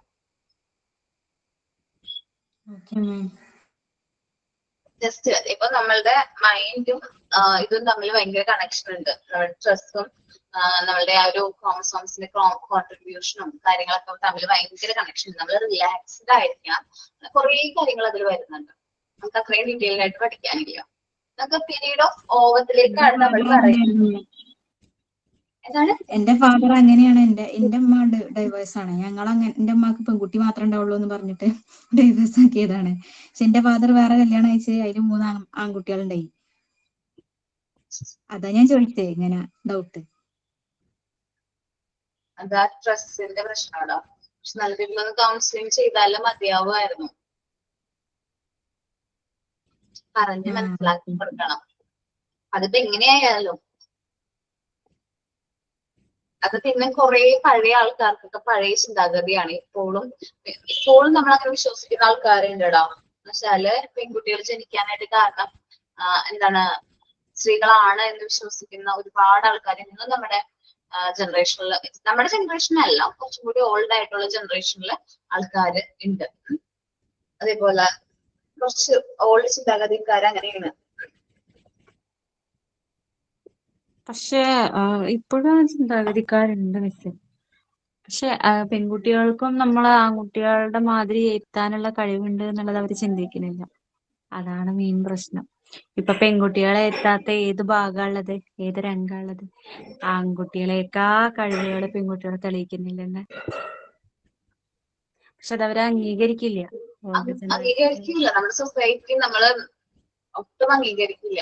ഞാൻ നിങ്ങളോട് ക്ലാസ് സ്റ്റാർട്ട് ചെയ്യുന്ന സമയത്ത് ഞാൻ കാര്യം പറഞ്ഞില്ലേ, ഞാൻ ഫേസ് ചെയ്തിട്ടുള്ള കുറച്ച് റിജക്ഷനെ കുറിച്ച് ഞാൻ നിങ്ങളോട് പറഞ്ഞില്ലേ. വീട്ടില് 2 പെൺകുട്ടികളായിരുന്നു ഞങ്ങള്, ഞാനും എന്റെ അനിയത്തിയും. അപ്പോ 10th ഒക്കെ പാസ് ഔട്ട് ആവുന്ന സമയത്ത് തന്നെ ഞാനിപ്പോ എന്റെ അച്ഛൻ കുറച്ചും കൂടി എന്താ പറയാ, കുറച്ചും കൂടി സപ്പോർട്ടീവ് ആണ്. ബാക്കിയുള്ളവരെ അപേക്ഷിച്ച് നോക്കുമ്പോ എന്റെ അച്ഛൻ എന്ന് പറഞ്ഞാൽ വളർത്തിരിക്കുന്ന രീതിയിൽ തന്നെ ഭയങ്കരമായിട്ടൊരു വ്യത്യാസമുണ്ട് ഞങ്ങളെ വളർത്തിക്കുന്ന രീതിയിൽ. കാരണം എന്റെ ഫ്രണ്ട്സ് ഒക്കെ എന്തെങ്കിലും കാര്യങ്ങൾ പെർമിഷൻ ചോദിച്ചിട്ടായിരിക്കും എവിടെയെങ്കിലും പോകണമെന്നുണ്ടെങ്കിലായാലും എന്തെങ്കിലും കാര്യങ്ങൾ ചെയ്യുന്നതായാലും എല്ലാത്തിനും പാരന്റ്സിന്റെ പെർമിഷൻ അവർ ഭയങ്കര സ്ട്രിക്റ്റ് ആയിട്ട് ഫോളോ ചെയ്യും. പക്ഷെ എന്റെ അച്ഛൻ വെച്ചിട്ടുണ്ടെങ്കിൽ എന്നോട് പറഞ്ഞിട്ടില്ല അങ്ങനെ പെർമിഷൻ വാങ്ങിക്കണം, നീ എന്ത് കാര്യം ചെയ്യുമ്പോഴും എന്നോട് പെർമിഷൻ വാങ്ങിക്കണം എന്ന് പറഞ്ഞിട്ടില്ല. പക്ഷെ എന്നോട് പറഞ്ഞിട്ട് ചെയ്തു എന്നാ പറയാറ്. അല്ലെങ്കിൽ നീ ഇപ്പൊ എവിടെയെങ്കിലും പോയിട്ടാണെങ്കിലും അത് വന്നിട്ട് എന്നോട് പറയണം കേട്ടോ എന്ന് പറയുള്ളൂ. ഇപ്പൊ എല്ലാ കാര്യത്തിലും ഇപ്പൊ A+ ഒരു കാര്യത്തിലും എന്നെ അച്ഛൻ സപ്പോർട്ട് ചെയ്തിട്ടുണ്ട്. അപ്പോൾ 10th ഒക്കെ പാസ് ഔട്ട് ആയി കഴിഞ്ഞപ്പോൾ ഞാനാണ് കൊമേഴ്സിന്റെ സ്ട്രീം എടുക്കാം എന്ന് തീരുമാനിച്ചത്. കാരണം എനിക്ക് സയൻസ്, അത്യാവശ്യം സയൻസിന് നല്ല മാർക്കൊക്കെ ഉണ്ട് 10th. പക്ഷെ എന്നാലും എനിക്ക് കൊമേഴ്സിനോട് പ്രത്യേക ഒരു ഇഷ്ടം തോന്നിയപ്പോ അച്ഛനോട് ഞാൻ പറഞ്ഞു, അച്ഛൻ എനിക്ക് ഈ ഒരു ഫീൽഡിനോട് വലിയ താല്പര്യമുണ്ട്, ഞാനത് എടുക്കട്ടെ എന്ന് ചോദിച്ചപ്പോ അച്ഛൻ പറഞ്ഞു, നിനക്ക് ഏതാണോ ഇഷ്ടമുള്ളത് നീ അതെടുത്തോ എന്ന് പറഞ്ഞു. അപ്പൊ തന്നെ വന്നു അച്ഛന്റെ കുറച്ച് ഫ്രണ്ട്സും അതേപോലെ റിലേറ്റീവ്സും പറഞ്ഞു, എന്തിനാ പെൺകുട്ടിയെ പഠിപ്പിക്കുന്നേ, അത്യാവശ്യമുണ്ടോ എന്നൊക്കെ ചോദിച്ചു. ഭയങ്കരമായിട്ട് എന്ത് ചെയ്തു, അതിനെ റിജക്ട് ചെയ്യുന്ന രീതിയിൽ കുറെ പറഞ്ഞു. അപ്പൊ അച്ഛൻ പറഞ്ഞു, ഇല്ല അത് അവളുടെ ഇഷ്ടമല്ലേ, അവൾ പഠിക്കട്ടെ എന്ന് പറഞ്ഞു. അപ്പൊ 10th കഴിഞ്ഞ് +2 പാസ് ഔട്ട് ആയി. +2 പാസ് ഔട്ട് ആയപ്പോഴും അത്യാവശ്യം നല്ല രീതിയിൽ മാർക്ക് ഉണ്ട്. കാരണം നല്ല മാർക്ക് ഉണ്ടായിരുന്നു. 10th-നേക്കാൾ കൂടുതൽ എനിക്ക് +2 മാർക്ക് ഉണ്ടായിരുന്നു. അത് ഞാൻ അഭിമാനത്തോടു കൂടി തന്നെ പറയും. നല്ല കൂടുതൽ A+ കാര്യങ്ങളൊക്കെ ഉണ്ടായിരുന്നു. അപ്പൊ അതുകൊണ്ട് തന്നെ പെട്ടെന്ന് തന്നെ ഗവൺമെന്റ് സീറ്റാണ് എനിക്ക് കിട്ടിയത്. ഞാൻ പഠിക്കാൻ പോകുന്ന കോളേജിനെ കുറിച്ചായി പ്രശ്നം. കാരണം ഗവൺമെന്റ് ആണല്ലോ, മെറിറ്റ് ആണല്ലോ. അപ്പൊ അവിടെ ഭയങ്കരമായിട്ട് ഉഴപ്പാണ്, പിള്ളേര് പോകുന്നത് പഠിക്കാനല്ല അങ്ങനെയൊക്കെ പറഞ്ഞിട്ട് അവരുടെ മക്കൾക്ക് ഒന്നും ഗവൺമെന്റ് സ്കൂളിൽ അഡ്മിഷൻ കിട്ടിയിട്ടില്ല, അതവിടെ നിൽക്കട്ടെ.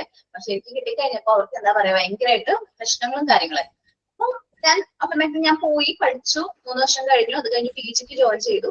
അപ്പോഴൊക്കെ ഞാൻ ഈ റിജക്ഷനും കാര്യങ്ങളൊക്കെ ഫേസ് ചെയ്തുകൊണ്ടിരിക്കാം. PG കഴിഞ്ഞു. അതിനുശേഷം ഞാൻ CMA എന്ന് പറഞ്ഞൊരു കോഴ്സ് ചെയ്തേ.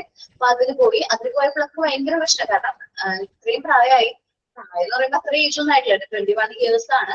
അപ്പൊ ആ സമയത്ത് പ്രായമായി ഇതിനെ ഇത്രയും പഠിപ്പിക്കുന്നേ. പണ്ടത്തെ ആൾക്കാർ കുറിച്ച് വേഗം കല്യാണം കഴിച്ചു കൊടുക്കണം, വീട്ടിലെ ബാധ്യത ഒഴിവാക്കണം, അങ്ങനെയൊക്കെയാ. അപ്പൊ ഭയങ്കര റിജക്ഷൻ. നമ്മൾ എന്തെങ്കിലും പരിപാടിക്കൊക്കെ പോകില്ലേ, വീട്ടിലെ ഫംഗ്ഷൻസിനൊക്കെ പോകുമ്പോ ഇത് തന്നെ പറയുള്ളൂ, കല്യാണം കഴിപ്പിച്ചോട്ടൊക്കെ എന്തിനാ കൊച്ചിനെ വളർത്തി നിർത്തിയിരിക്കുന്നത്, നിങ്ങളുടെ കയ്യിൽ പൈസ ഇല്ലേ, അതാണോ ഇതാണ് പ്രശ്നം. അപ്പൊ അച്ഛനും അമ്മയും കേട്ട് ഭയങ്കര ബോറടിച്ചു. കാരണം അത് കഴിഞ്ഞ് ഒരു ഏജ് കഴിഞ്ഞപ്പോ ഫാമിലി ഓട്ടോമാറ്റിക്കലി അമ്മയും കുറച്ച് പഴയ ചിന്താഗതിയാ. അപ്പൊ അമ്മയും ഭയങ്കര നിർബന്ധമായിരുന്നു. എന്നിട്ട് അമ്മ ഓക്കെ നിർബന്ധവും എല്ലാം കൂടി ഒക്കെ ആയിട്ട് ഞാൻ മാരേജ് ഒക്കെ കഴിഞ്ഞിട്ട് മാരേജ് കഴിഞ്ഞപ്പോ എന്റെ അച്ഛനോട് എപ്പോഴും ചോദിക്കും, അച്ഛന്റെ ഫ്രണ്ട്സ്, മോള് ഇത്ര പഠിപ്പിച്ചിട്ട് അവൾ എന്താ ചെയ്യുന്നേ, അവളൊന്നും ചെയ്യുന്നില്ല, വീട്ടിൽ വെറുതെ ഇരിക്കല്ലേ, ഇതിനോട് ഞാൻ ആദ്യമേ പറഞ്ഞല്ലേ ഇത്രയും പൈസ ഒന്നും ചെലവാക്കി അവളെ പഠിപ്പിക്കൊന്നും വേണ്ട, വെറുതെ വീട്ടിൽ ജോലി ഒന്നും ചെയ്യാതെ വീട്ടിലിരിക്കാൻ വേണ്ടിയിട്ടാണ് ഇത്രയും പഠിപ്പിച്ചത് എന്നൊക്കെ പറഞ്ഞാൽ അച്ഛൻ ഒരുപാട് റിജക്ഷൻ ഒക്കെ കേൾക്കുമായിരുന്നു. സോ ഞാൻ അത് കഴിഞ്ഞ് ഞാൻ ഇങ്ങനെ എന്താ പറയാ അക്കൗണ്ട്സ് ആണ് മെയിൻ ആയിട്ട്, അക്കൗണ്ട്സ് ആണല്ലോ ഫീൽഡ്. അക്കൗണ്ട്സ് ഒക്കെ ആയിരുന്നു. പിന്നെ ചെറിയ ജോലികളൊക്കെ ചെയ്തു. അക്കൗണ്ട്സിന്റെ ഒരു പ്രത്യേകത എന്ന് വെച്ചാൽ ഭയങ്കര സ്ട്രെസ്സാണ്. നമുക്ക് എന്താ പറയാ ഭയങ്കരമായിട്ട് ഞാൻ പറഞ്ഞില്ലേ ഭയങ്കര പ്രഷർ ആയിട്ടുള്ളൂ. നമുക്ക് ആ ജോബിന്റെ ഒരു പ്രത്യേകതയാണ്, ഭയങ്കര പ്രഷറാണ്. എനിക്കിപ്പോ അത് ഹാൻഡിൽ ചെയ്യാനായിട്ട് പറ്റുന്നില്ല. ഞാൻ തനിക്ക് എന്ത് പറഞ്ഞു, എനിക്ക് അക്കൗണ്ട്സ് വേണ്ട, ജോലി വേണ്ട, ഉപേക്ഷിച്ചു പോന്നു. അപ്പോഴും അച്ഛനോട് പറഞ്ഞു നിനക്കത് ഓക്കെ അല്ലെങ്കിൽ നീ ചെയ്യണ്ട എന്ന് പറഞ്ഞു. പിന്നെ ഞാൻ എന്നോട് ചോദിച്ചു നിനക്ക് എന്താ ചെയ്യാൻ താല്പര്യം എന്ന് ചോദിച്ചു. അപ്പൊ അച്ഛൻ പറഞ്ഞിട്ടുണ്ടെങ്കിൽ നിനക്ക് ഇഷ്ടമുള്ളത് ചെയ്യും, അല്ലാതെ നിന്നെ ആരും കമ്പലൊന്നും ചെയ്യില്ല, നിനക്ക് ഇഷ്ടമുള്ള എന്താണ് നീ അത് ഐഡന്റിഫൈ ചെയ്യാൻ പറഞ്ഞു. അപ്പൊ ഞാൻ ചെറുപ്പം മുതലേ പഠിക്കുന്ന സമയത്ത് തന്നെ കുഞ്ഞു കുട്ടികൾക്ക് ട്യൂഷൻ എടുക്കും. എന്ന് വെച്ചാല് ഞാൻ +1 പഠിക്കുന്ന സമയത്ത് KG സെഷനിലെ കുട്ടികൾക്ക് എന്ന് വെച്ചാല് LKG UKG കുട്ടികൾക്കൊക്കെ ട്യൂഷൻ എടുക്കും. അതാണ് എന്റെ പോക്കറ്റ് മണി.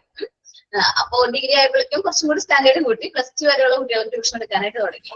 അപ്പോ ടീച്ചിങ് പോകുമ്പോൾ നമുക്ക് ട്യൂഷൻ സൈഡായിട്ട് പോകുന്നുണ്ട്. അപ്പോ അത് ടീച്ചിങ് കുഴപ്പമില്ല സാർ, ടീച്ചിങ് നോക്കട്ടെ എന്ന് പറഞ്ഞു. അപ്പൊ ടീച്ചിങ്ങിലേക്ക് വന്നു. അങ്ങനെയാണ് ഈ ഫീൽഡിലേക്ക് വരുന്നത്. ഇവിടെ വന്നതിന് ശേഷം എനിക്ക് അത്യാവശ്യം നല്ല സാറ്റിസ്ഫാക്ഷൻ കിട്ടി. അപ്പോ ഞാൻ ടീച്ചറൊക്കെ ആയിട്ട് വർക്ക് ചെയ്ത് സ്റ്റാർട്ട് ചെയ്തതിനു ശേഷം ഒരിക്കലും നമ്മൾ ഇൻസ്റ്റിറ്റ്യൂട്ടിൽ നിന്ന് പോകുന്ന സമയത്ത് നമ്മുടെ ഇവിടുത്തെ ഇൻസ്റ്റിറ്റ്യൂട്ടിൽ നിന്ന് ഞാനിങ്ങനെ പുറത്തേക്ക് ഇറങ്ങാണ്. ആ സമയത്ത് അച്ഛൻ്റെ ഒരു കൂട്ടുകാരനെ കണ്ടു. അച്ഛൻ്റെ കൂട്ടുകാരനെ കണ്ടപ്പോ തന്നെ മനസ്സിലായി എന്നെ.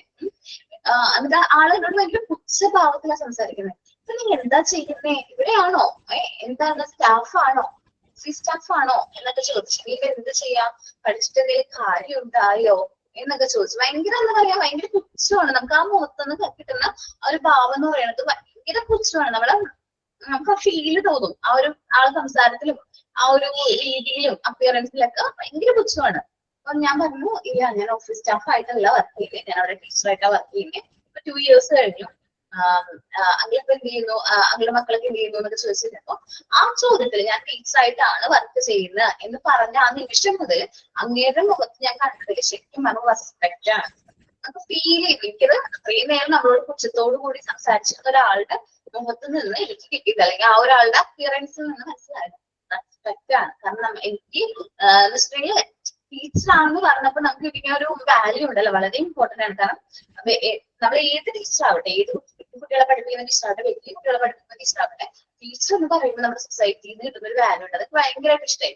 കാരണം ഒരു നീഡ് നമുക്ക് ഞാൻ പഠിപ്പിക്കാൻ നിൽക്കുക അല്ലെങ്കിൽ സ്ട്രീംസ് എടുക്കും, നമുക്കൊരു സെൽഫ് എക്സ്റ്റീം നീഡ് ഉണ്ട്. മറ്റുള്ളവരെ റെസ്പെക്ട് ചെയ്യപ്പെടണം എന്നൊക്കെ പറയുമ്പോൾ നമുക്ക് സാറ്റിസ്ഫൈഡ് ആവുന്ന ഒരു നീഡ്, ആ നീഡ് എനിക്ക് കിട്ടി. അത്രയും നാള് എന്നെ കുറിച്ച് എന്തൊക്കെയാ പറഞ്ഞാൽ പഠിച്ചിട്ട് കാര്യമില്ല, അതാണെന്നൊക്കെ പറഞ്ഞൊരു ടീമിന്റെ മുമ്പിൽ നിന്ന് അങ്ങനെ കിട്ടിക്കഴിഞ്ഞപ്പോൾ ഭയങ്കര സന്തോഷമായി. അപ്പൊ വെച്ചാൽ നമ്മൾ ഒരു കാര്യം അച്ചീവ് ചെയ്ത് കഴിയുമ്പോൾ ഈ പറഞ്ഞിട്ടുള്ള നെഗറ്റീവായിട്ട് പറയുന്ന എല്ലാവരും അതിനെ സപ്പോർട്ട് ചെയ്യും. നമ്മളിപ്പോ നിങ്ങൾ കോഴ്സ് സ്റ്റാർട്ട് ചെയ്ത സമയത്ത് നിങ്ങളോട് തന്നെ പറഞ്ഞിട്ടുണ്ടാവും നിങ്ങളെ കൊണ്ടൊന്നും പറ്റില്ല, അല്ലെങ്കിൽ ഇത്രയും ഏജ് ആയാലും ഇനി പഠിക്കാനൊന്നും പറ്റില്ല, നിങ്ങൾക്കിപ്പോ നിർത്തിക്കോ, മതി, ഇതിനാ വെറുതെ ഔട്ട് ഓഫ് വേസ്റ്റ് ഓഫ് ടൈമാണ്, പൈസ വെറുതെ കളയുന്നതാണ് എന്നൊക്കെ പറഞ്ഞ ഒരുപാട് റിജക്ഷൻ കേൾക്കുന്നില്ലേ? മാം ഞാനൊരു കാര്യം പറയട്ടെ. മാം പറഞ്ഞ പോലത്തെ എൻ്റെ വീട്ടിലെല്ലാം ഇങ്ങനെ പഠിപ്പിക്കാൻ ഭയങ്കര ഇൻട്രസ്റ്റ് ഉള്ള ആൾക്കാരാണ്. ഞാൻ എൻ്റെ ഹസ്ബൻഡിൻ്റെ അടുത്ത് പോയ സമയത്ത് അവിടെ ഭർത്താവിൻ്റെ ഉമ്മയും ഉമ്മാൻ്റെ ഉമ്മാക്കൊന്നും പഠിക്കുന്ന ഇഷ്ടമല്ല. ഞാൻ ചോദിച്ചിന് ഇതേപോലെ ഓൺലൈനിൽ TTCക്കെല്ലാം പഠിക്കാൻ ഭർത്താവിനോട് ചോദിക്കുമ്പോൾ അപ്പോൾ അവർ പറയും, നീ പെൺകുട്ടികൾ ജോലിക്ക് പോയിട്ട് കിട്ടുന്ന കാശിനെ കൊണ്ട് കഴിയാനുള്ള ഇതില്ല, പെൺകുട്ടികൾ വീട്ടിൻ്റെ ഉള്ളിൽ ഇരിക്കുന്നവരാണ്, അങ്ങനെ ഇങ്ങനെ കുറെ അങ്ങനെ എന്തെല്ലോ പറഞ്ഞു. അപ്പൊ തളർത്തലാണ് അവിടെ മെയിനായിട്ട്. പെൺകുട്ടികളല്ല ആൺകുട്ടികളെ കയറ്റി വെക്കലാണ്. അങ്ങനെ എനിക്ക് മോളായാലും എനിക്ക് ഒരു മോളേ ആയിട്ടുള്ളൂ. അപ്പൊ ബാക്കിയുള്ള ഈ ഉമ്മാന്റെ അനിയത്തിക്കെല്ലാം ആൺകുട്ടികളാ. അപ്പൊ ഇവള് എന്ന് പറഞ്ഞാല് ഇങ്ങനെ എന്താ പറയാ, മുട്ട പാല് അങ്ങനത്തെ എല്ലാം കഴിക്കുമ്പോ പറയും ഇതെല്ലാം ആൺകുട്ടികൾക്കാ കൊടുക്കണ്ടേ. ഭർത്താവിന്റെ ഉമ്മ ആൺകുട്ടികൾ കൊടുത്താല് അവര് വലുതായിട്ടാകുമ്പോ അവര് സമ്പാദിച്ചിട്ട് നമുക്ക് കൊണ്ടുവരും, പെൺകുട്ടികൾ വീട്ടിലേക്കണ്ടാന്ന്. അപ്പൊ എനിക്കത് തീരെ പിടിക്കില്ല. അപ്പൊ എന്റെ മോൾ എന്തെല്ലോ പറയും. കാരണം എന്റെ മോള് പറയും ആൺകുട്ടികളും ഇല്ല പെൺകുട്ടികളും ഇല്ല, എല്ലാരും ഒരേപോലെ. മോളിപ്പം 3ലാ പഠിക്കുന്നത്, പക്ഷെ കുറെ പഠിപ്പിച്ചു കൊടുക്കുന്നു ഉമ്മമാക്ക്. അപ്പൊ അവൾ എന്തെങ്കിലും വാങ്ങാൻ പറഞ്ഞിട്ടുണ്ടെങ്കിൽ ഓൾ ഉപ്പ വാങ്ങിക്കൊടുക്കുമ്പോ അപ്പൊ ആ ഉമ്മമ്മ പറയും, ഉമ്മ ഉപ്പാന്റെ ഉമ്മ പറയും അത് വാങ്ങിക്കൊടുത്തത് പിടിവാശിയാണ്, പെൺകുട്ടികൾക്ക് അത് അവരെ ചെറുപ്പത്തില് അവർക്ക് എന്താ പറയാ പണ്ട് കാലത്ത് ഇതൊന്നും ഇല്ല, കാരണം പൈസയും ഇല്ല.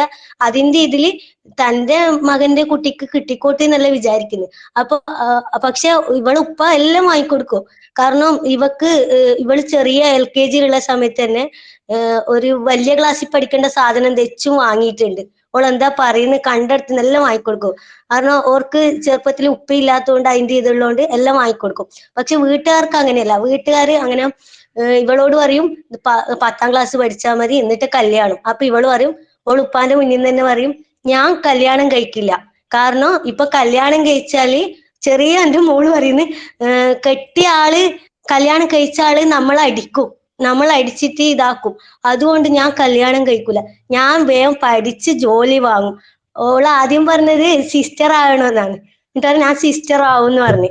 അപ്പൊ ഇവള് പറഞ്ഞ്, അപ്പൊ എന്റെ ഉമ്മ പറഞ്ഞ് എന്നാ എനക്ക് നീ സിസ്റ്റർ ആയാലും എന്നാ ഇന്റെ അടുത്തേക്ക് വരാല. അന്നേരം ഓള് പറഞ്ഞ് ഞാൻ ഉമ്മമാനെ സൂചി വെച്ച് വെച്ച് വെച്ച് കുത്തു, കാരണം ഉമ്മമ്മ എന്നെ ഇങ്ങനെ പറഞ്ഞില്ലേ എന്ന് പറഞ്ഞിട്ട് അതിങ്ങനെ പറയും. കാരണം ഓളിപ്പോ പറയുന്നത് ഉമ്മമ്മ എന്നെ കല്യാണം കഴിപ്പിക്കാൻ നോക്കണ്ട, ഞാൻ പഠിച്ച് ജോലി വാങ്ങും, ഉമ്മ എന്നെ അങ്ങനെ കല്യാണം കഴിപ്പിക്കല്ലേ എന്ന് പറഞ്ഞിട്ട് എന്നോട് പറഞ്ഞു. ഇപ്പൊ ഞാൻ പഠിക്കുന്നത് എന്റെ ഹസ്ബൻഡിന്റെ വീട്ടുകാർ അറിയില്ല, ഹസ്ബൻഡ് അറിയില്ല. എന്റെ ഉമ്മ എന്റെ ആങ്ങളാരോട് പറഞ്ഞിട്ട് എന്റെ ആങ്ങളാറാണ് എന്നെ പഠിപ്പിക്കുന്നത്. അവരാരും അറിയാണ്ട് പൊത്തി വെച്ചിട്ട് ഞാൻ പഠിക്കുന്നത്. എന്റെ ഉമ്മാന്റെ ഫാമിലിയെ മാത്രമേ അറിയൂ ഞാൻ ഇങ്ങനെ പഠിക്കുന്നത്. ഉപ്പാന്റെ ഫാമിലിയിലും പറഞ്ഞിട്ടില്ല. ഉമ്മാന്റെ അനിയത്തിമാരുണ്ട്, ഉമ്മാന്റെ ഏട്ടത്തിയുണ്ട്, പിന്നെ ഉമ്മാന്റെ ആങ്ങളാറുണ്ട്. അവരെല്ലാം എനിക്ക് സപ്പോർട്ട്. പിന്നെ എന്റെ ഏട്ടന്മാരും അവരോട് ഇങ്ങനെ കാര്യം പറഞ്ഞു നോക്ക് പഠിക്കാൻ ഇഷ്ടാന്ന് അങ്ങനെ ഇങ്ങനെയാന്ന് പറഞ്ഞുകൊണ്ട് അവർക്കെല്ലാം ഇങ്ങനെ എല്ലാരും അങ്ങനെ കല്യാണം കഴിച്ച ഉമ്മാന്റെ അനിയത്തിന്റെ മക്കളെല്ലാം ഭർത്താവ് പഠിപ്പിക്കല. ഒരാളിപ്പം ലെക്ചറായി, ഇംഗ്ലീഷിന്റെ ലെക്ചറാണ്. ഓളെ കെട്ടിയത് തന്നെ മറ്റേ എന്താ പറയാ ഇതേപോലെ മാഷാന്ന് കെട്ടീന്. അപ്പൊ അങ്ങനെ ഓരോരാള് ഇങ്ങനെ പഠിക്കുന്നത്. അപ്പൊ നമ്മളെ പോലെയുള്ള ആള് മൂലക്ക് എനക്കൊരു ആഗ്രഹമുണ്ട്, പണ്ടേ TTC എടുത്ത് ടീച്ചർ ആകണമെന്ന് പണ്ടേ ആഗ്രഹമുണ്ട്. പക്ഷെ അതിന് കഴിഞ്ഞിട്ടില്ല. അങ്ങനെ ഞാൻ കല്യാണം കഴിച്ചു വിട്ടണ്. 19 വയസ്സിൽ കല്യാണം കഴിച്ചു വിട്ട് 20ാമത്തെ വയസ്സാകുമ്പോഴത്തേക്ക് ഒരു കുട്ടിയായിന്. അപ്പൊ ഇപ്പൊ ഇങ്ങനെ ഒരു ഇത് വന്നേരം എന്റെ ഉമ്മ എന്നോട് ഭയങ്കര സപ്പോർട്ട്. എന്റെ ഉമ്മ പ്രീ ഡിഗ്രി വരെ പഠിച്ചിന്, പക്ഷെ ഇപ്പോഴും അടുക്കളയിൽ തന്നെയാ. അപ്പൊ ഭയങ്കര ഇതായിനോ. എന്നിട്ട് ഞാൻ പറയുമ്പോ നമുക്ക് ഒരുമിച്ചിട്ട് കോഴ്സിൽ ഇതിനകത്ത് ഇങ്ങനെ കുറെ വയസ്സുള്ള ആൾക്കാരുണ്ട്, ഒരുമിച്ചിട്ട് ജോയിൻ ചെയ്യാം. പക്ഷെ ഉമ്മ പറഞ്ഞു നീ പഠിക്ക്, കാരണം ഉമ്മാക്ക് മക്കളെ കഴിഞ്ഞിട്ടേ ഉള്ളൂ. അപ്പൊ എന്റെ ഉമ്മ ഇപ്പൊ ഇവിടുന്ന് കേൾക്കുന്നുണ്ട്, എല്ലാം കേൾക്കുന്നുണ്ട്. ഓക്കേടാ. ഓരോ ഇത് അച്ചീവ് ചെയ്ത് കഴിയൂലേ, നമ്മളിങ്ങനെ കോഴ്സ് കംപ്ലീറ്റ് ചെയ്ത് സർട്ടിഫിക്കറ്റ് ഒക്കെ കിട്ടി കഴിഞ്ഞ് അല്ലെങ്കിൽ ഒരു ജോലിയൊക്കെ കിട്ടി കഴിയുമ്പോ അവര് നമ്മളോട് പറയും പെൺകുട്ടികൾ പഠിച്ചു കഴിഞ്ഞിട്ടുണ്ടെങ്കിൽ വീട്ടിന് നല്ലതാണ് എന്ന് മാറ്റി പറയണം. പറ്റെങ്കിൽ വേറെ ആരെങ്കിലും പുറത്തുനിന്ന് ആരെങ്കിലും പെൺകുട്ടികൾ പഠിക്കാൻ പോകുന്നുണ്ടെങ്കിൽ എന്റെ ഹസ്ബൻഡിന്റെ അവരെല്ലാം ഭയങ്കര സപ്പോർട്ടാ. വീട്ടിൽ നിൽക്കണ്ടാലോ അങ്ങനെ ഇങ്ങനെ. ഹസ്ബൻഡിന്റെ ഉമ്മാന്റെ അനിയത്തിന്റെ മോന്റെ ഓളിട് എന്റെ നാട്ടുകാരിയാണ്. അപ്പൊ ഓളിങ്ങനെ ഫാഷൻ ഡിസൈനിങ്ങിന് പോകുന്നെന്ന് പറയുമ്പോൾ പറയും അത് നല്ല കാര്യമാണ്, വീട്ടിൽ എന്തിനാ ഇരിക്കുന്നത് അങ്ങനെ ഇങ്ങനെ എന്നെല്ലാം പറഞ്ഞിട്ട് ഭയങ്കര സപ്പോർട്ട്. ഞാൻ നേരെ തിരിച്ച് ചോദിച്ചേരോ ഇങ്ങനെ. അപ്പൊ ഞാൻ എന്താ മനസ്സിലാക്കിയ ഹസ്ബൻഡിന്റെ പൈസ പോകും. പിന്നെ ഒന്നാമത് പെണ്ണായോണ്ട് ഞാൻ എന്താ ചിന്തിക്കുന്ന വെച്ചാൽ നമുക്ക് രണ്ടുപേർക്കും ഈക്വൽ ആയിട്ട് ജോലി ഉണ്ടെങ്കിൽ നമുക്ക് ഇപ്പം എന്താ പറയാ മണിയാണ് ഏറ്റവും പ്രധാനം. ഇപ്പൊ നമുക്ക് ഇവിടെ നിൽക്കണമെങ്കിൽ തന്നെ. അപ്പൊ ഞാനും കൂടി സഹായിച്ച നമുക്ക് ഫാമിലിയിൽ ഒരു നല്ലൊരു ഇത് ഉണ്ടാവുമല്ലോ.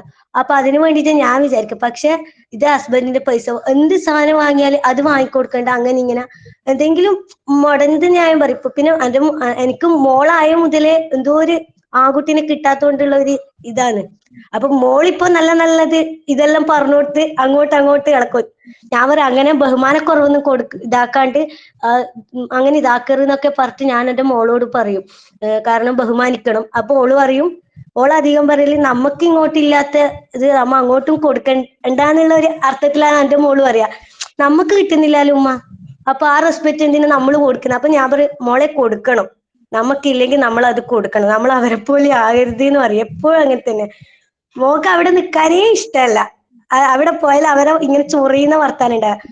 അപ്പൊ ആൺകുട്ടികൾ എന്തെങ്കിലും ആൺകുട്ടികൾക്ക് കൊടുത്താൽ അത് ഭാവിയിൽ ഗുണം ഉണ്ടാവും. പെൺകുട്ടികൾ വീട്ടിൽ തന്നെയാന്ന് അവരെ വിചാരം, അവരെ അവിടെ കൺസെപ്റ്റ്. ബാക്കിയുള്ളവർക്കെല്ലാം ഭയങ്കര ഇതാണ് അവരവിടെ സപ്പോർട്ട് ചെയ്യാനും. അപ്പൊ ഞാൻ മനസ്സിലാക്കിയത് അവർക്ക് അവരെ കുട്ടിക്കാലത്ത് ഇതിനൊന്നും കഴിഞ്ഞിട്ടില്ല പഠിക്കാൻ. 2ാം ക്ലാസ് വരെ പോയിട്ടുള്ളൂ. അപ്പൊ എന്നോട് പറഞ്ഞ് ഞാൻ പഠിക്കാൻ പോയിട്ട് കാര്യമില്ല, നിങ്ങൾ പഠിച്ചതിന്റെ കാട്ടിയും വിവരം എനക്കുണ്ട് എന്ന് പറഞ്ഞു. അപ്പൊ ഞാൻ ചോദിച്ചു ഉമ്മ എത്ര വരെയാ പഠിച്ചിന്? അപ്പൊ എന്റെ മോള് TV കാണലാന്ന്. അപ്പൊ ഞാൻ ചോദിക്കുന്ന ചോദ്യം കേട്ട് അവള് ടിവിന്റെ ശ്രദ്ധ മാറ്റി നമ്മളെ രണ്ടാളത്തേക്കായി വർത്താനം പറയുന്നിടത്തേക്ക്. അപ്പൊ ഉമ്മ പറഞ്ഞു ഞാൻ 2ാം ക്ലാസ് വരെ പോയിട്ടുള്ളൂ. അപ്പൊ എന്റെ മോള് 2ലാണ്. അപ്പൊ എന്റെ മോള് പറഞ്ഞ് അപ്പൊ ഉമ്മമ്മ 2ലേ പോയിട്ടുള്ളൂ, എന്നിട്ട് ഉമ്മമ്മക്ക് പാട് അറിവുണ്ട് എന്നാ ഉമ്മമ്മ പറയുന്നത്. ഞാൻ +2 വരെ പോയിന്. എന്നിട്ട് എന്റെ മോള് അങ്ങനെ പറഞ്ഞു. അമ്മന് എന്നോട് പറയാന് നീ പഠിക്കാൻ പോയ പോലെയല്ല ഞാൻ പഠിച്ചത്, കാരണം എനക്ക് നല്ല അറിവുണ്ട്. പക്ഷെ അവരെ അറിവ് എന്ന് പറഞ്ഞാൽ പഴയ ആൾക്കാരെ അറിവാ. അതെന്തിനും ഇങ്ങനെ സ്ത്രീകൾ അങ്ങനെ ചെയ്യറ് ഇങ്ങനെ ചെയ്ത് എല്ലാം ഒരു ഇതായിട്ടാണ് അവർ ഇന്നും കാണുന്നത്. പക്ഷെ എത്ര നല്ല രീതിയിൽ നമ്മൾ ഒരു +2 വരെ പഠിച്ച അനക്ക് കിട്ടുന്ന ഒരു അറിവ് ഞാൻ അത് പറഞ്ഞു കൊടുത്താൽ അത് ശരിയാവില്ല. ഇപ്പൊ എന്തെങ്കിലും ഹോസ്പിറ്റലിൽ പോയാൽ മരുന്നിന്റെ ഇതെടുത്തിട്ട് എൻ്റെ അടുത്ത് വരും. അപ്പൊ ഞാനത് പറഞ്ഞു കൊടുക്കും. അപ്പൊ പറഞ്ഞു കൊടുത്തിട്ടാകുമ്പോൾ ആൾക്ക് വിശ്വാസം ഉണ്ടാവില്ല. അപ്പൊ ആളെ അനിയത്തിന്റെ മോളോട് ചോദിക്കും. മോൾ എന്റെ കൂടെ പഠിച്ചാണ്, ആള് ഹ്യൂമാനിറ്റീസ് ആണ്, ഞാൻ സയൻസ് ആണ്. അപ്പൊ ഓള് പറയും ഓള് സയൻസ് എല്ലാം എടുത്ത് പഠിച്ച ഓക്കെല്ലാം അറിയില്ലേ, ഓളെന്താ പറഞ്ഞിനി? അപ്പൊ ഇവള് കാര്യമായിട്ട് പറഞ്ഞു കൊടുക്കും. എന്ന് പറഞ്ഞ് നീ പറഞ്ഞത് തന്നെ ഓളും പറഞ്ഞേ. അന്നേരം ഞാൻ പറഞ്ഞു ഞാൻ എന്തെങ്കിലും വിഷ എന്തെങ്കിലും കൊടുക്കൂന്ന് വെച്ചിട്ട് ഏതെങ്കിലും ഗുളിക മാറിയിട്ട് കൊടുക്കൂന്ന് വിചാരിച്ചിട്ട് പേടിച്ചിട്ട് നിന്നോട് ചോദിക്കുന്നേന്ന് പറഞ്ഞിട്ട് ഞാൻ അങ്ങനെ പറയും. കാരണം അന്നെ ഇൻസൾട്ട് ആക്കും. അതുപോലത്തെ ഒരു രീതി ഇപ്പൊ ഉണ്ട്. കാരണം ഞാൻ പറഞ്ഞുതരാം, എനിക്ക് കൂടുതൽ അവരെ ഓർമ്മ വരാം. അവരെ ആൾക്കാർ എന്ന് പറഞ്ഞാൽ അതപ്പതിച്ച ആൾക്കാരാണ്. അതാ ഞാൻ പറഞ്ഞത്.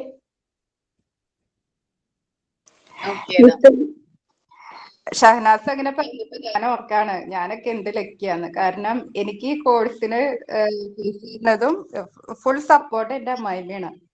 കാരണം ഞാൻ ഓൾറെഡി ജോലി ചെയ്തിരുന്നു, സ്കൂളിൽ വർക്ക് ചെയ്തതാ. B.Ed കഴിഞ്ഞതാണ്, പക്ഷെ കേട്ടിട്ട് എഴുതി കിട്ടാത്തത് കൊണ്ട് KG സെക്ഷനിൽ ഞാൻ 4-5 കൊല്ലം ഒരു സ്കൂളിൽ വർക്ക് ചെയ്തുകൊണ്ടിരുന്നത്. അവിടെ നമ്മൾ അവിടുത്തെ ഫുൾ സ്റ്റാഫും ഭയങ്കര സപ്പോർട്ടായിരുന്നു. അപ്പൊ അതുകൊണ്ട് തന്നെ ആ സ്കൂളിൽ നിന്ന് റിസൈൻ ചെയ്യിപ്പിച്ചതാണ് എന്റെ കെട്ടിയോൻ എന്നെ കൊണ്ട്. കാരണം അമ്മ ഇവിടെ ഇല്ല, ഇറ്റലിയിലാണ്, അപ്പനും ഇവിടെ ഇല്ല.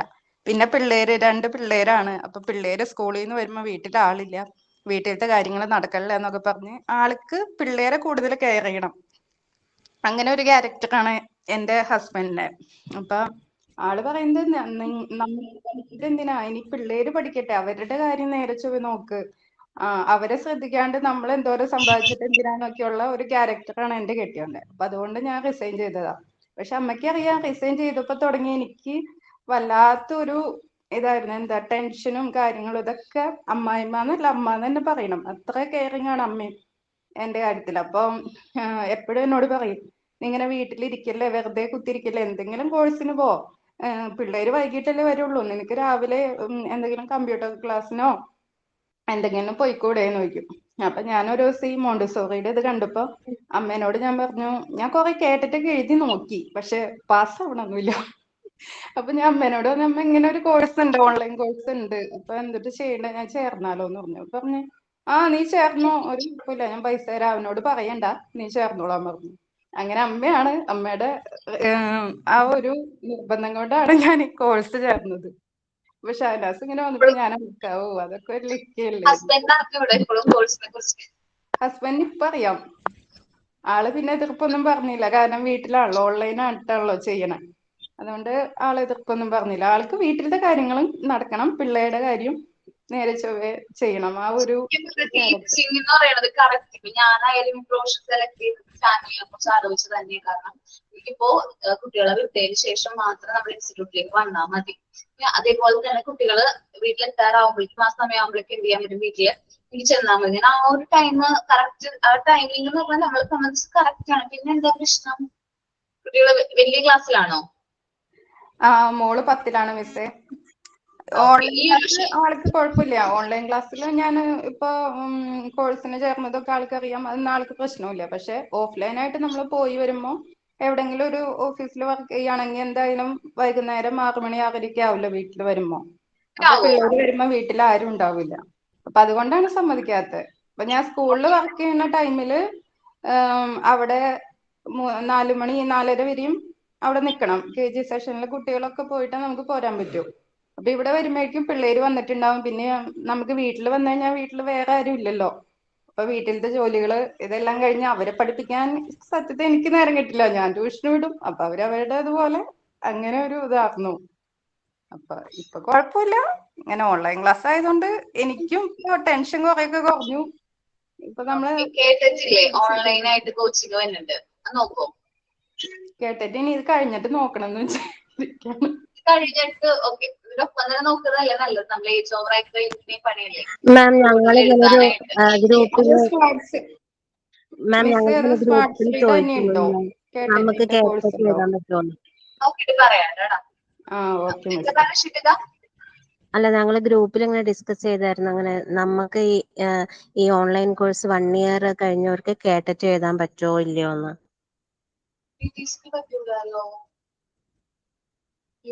ഇവിടെ അത് B.Ed വേണം. B.Ed പറ്റും. അപ്പൊ അതില് 2 ഇയർ TTC അങ്ങനെയാണ് എലിജിബിലിറ്റി കണ്ടത്. അപ്പൊ നമ്മള് മോണ്ടിസോറിക്കാർക്ക് പറ്റുമോ അറിയാൻ.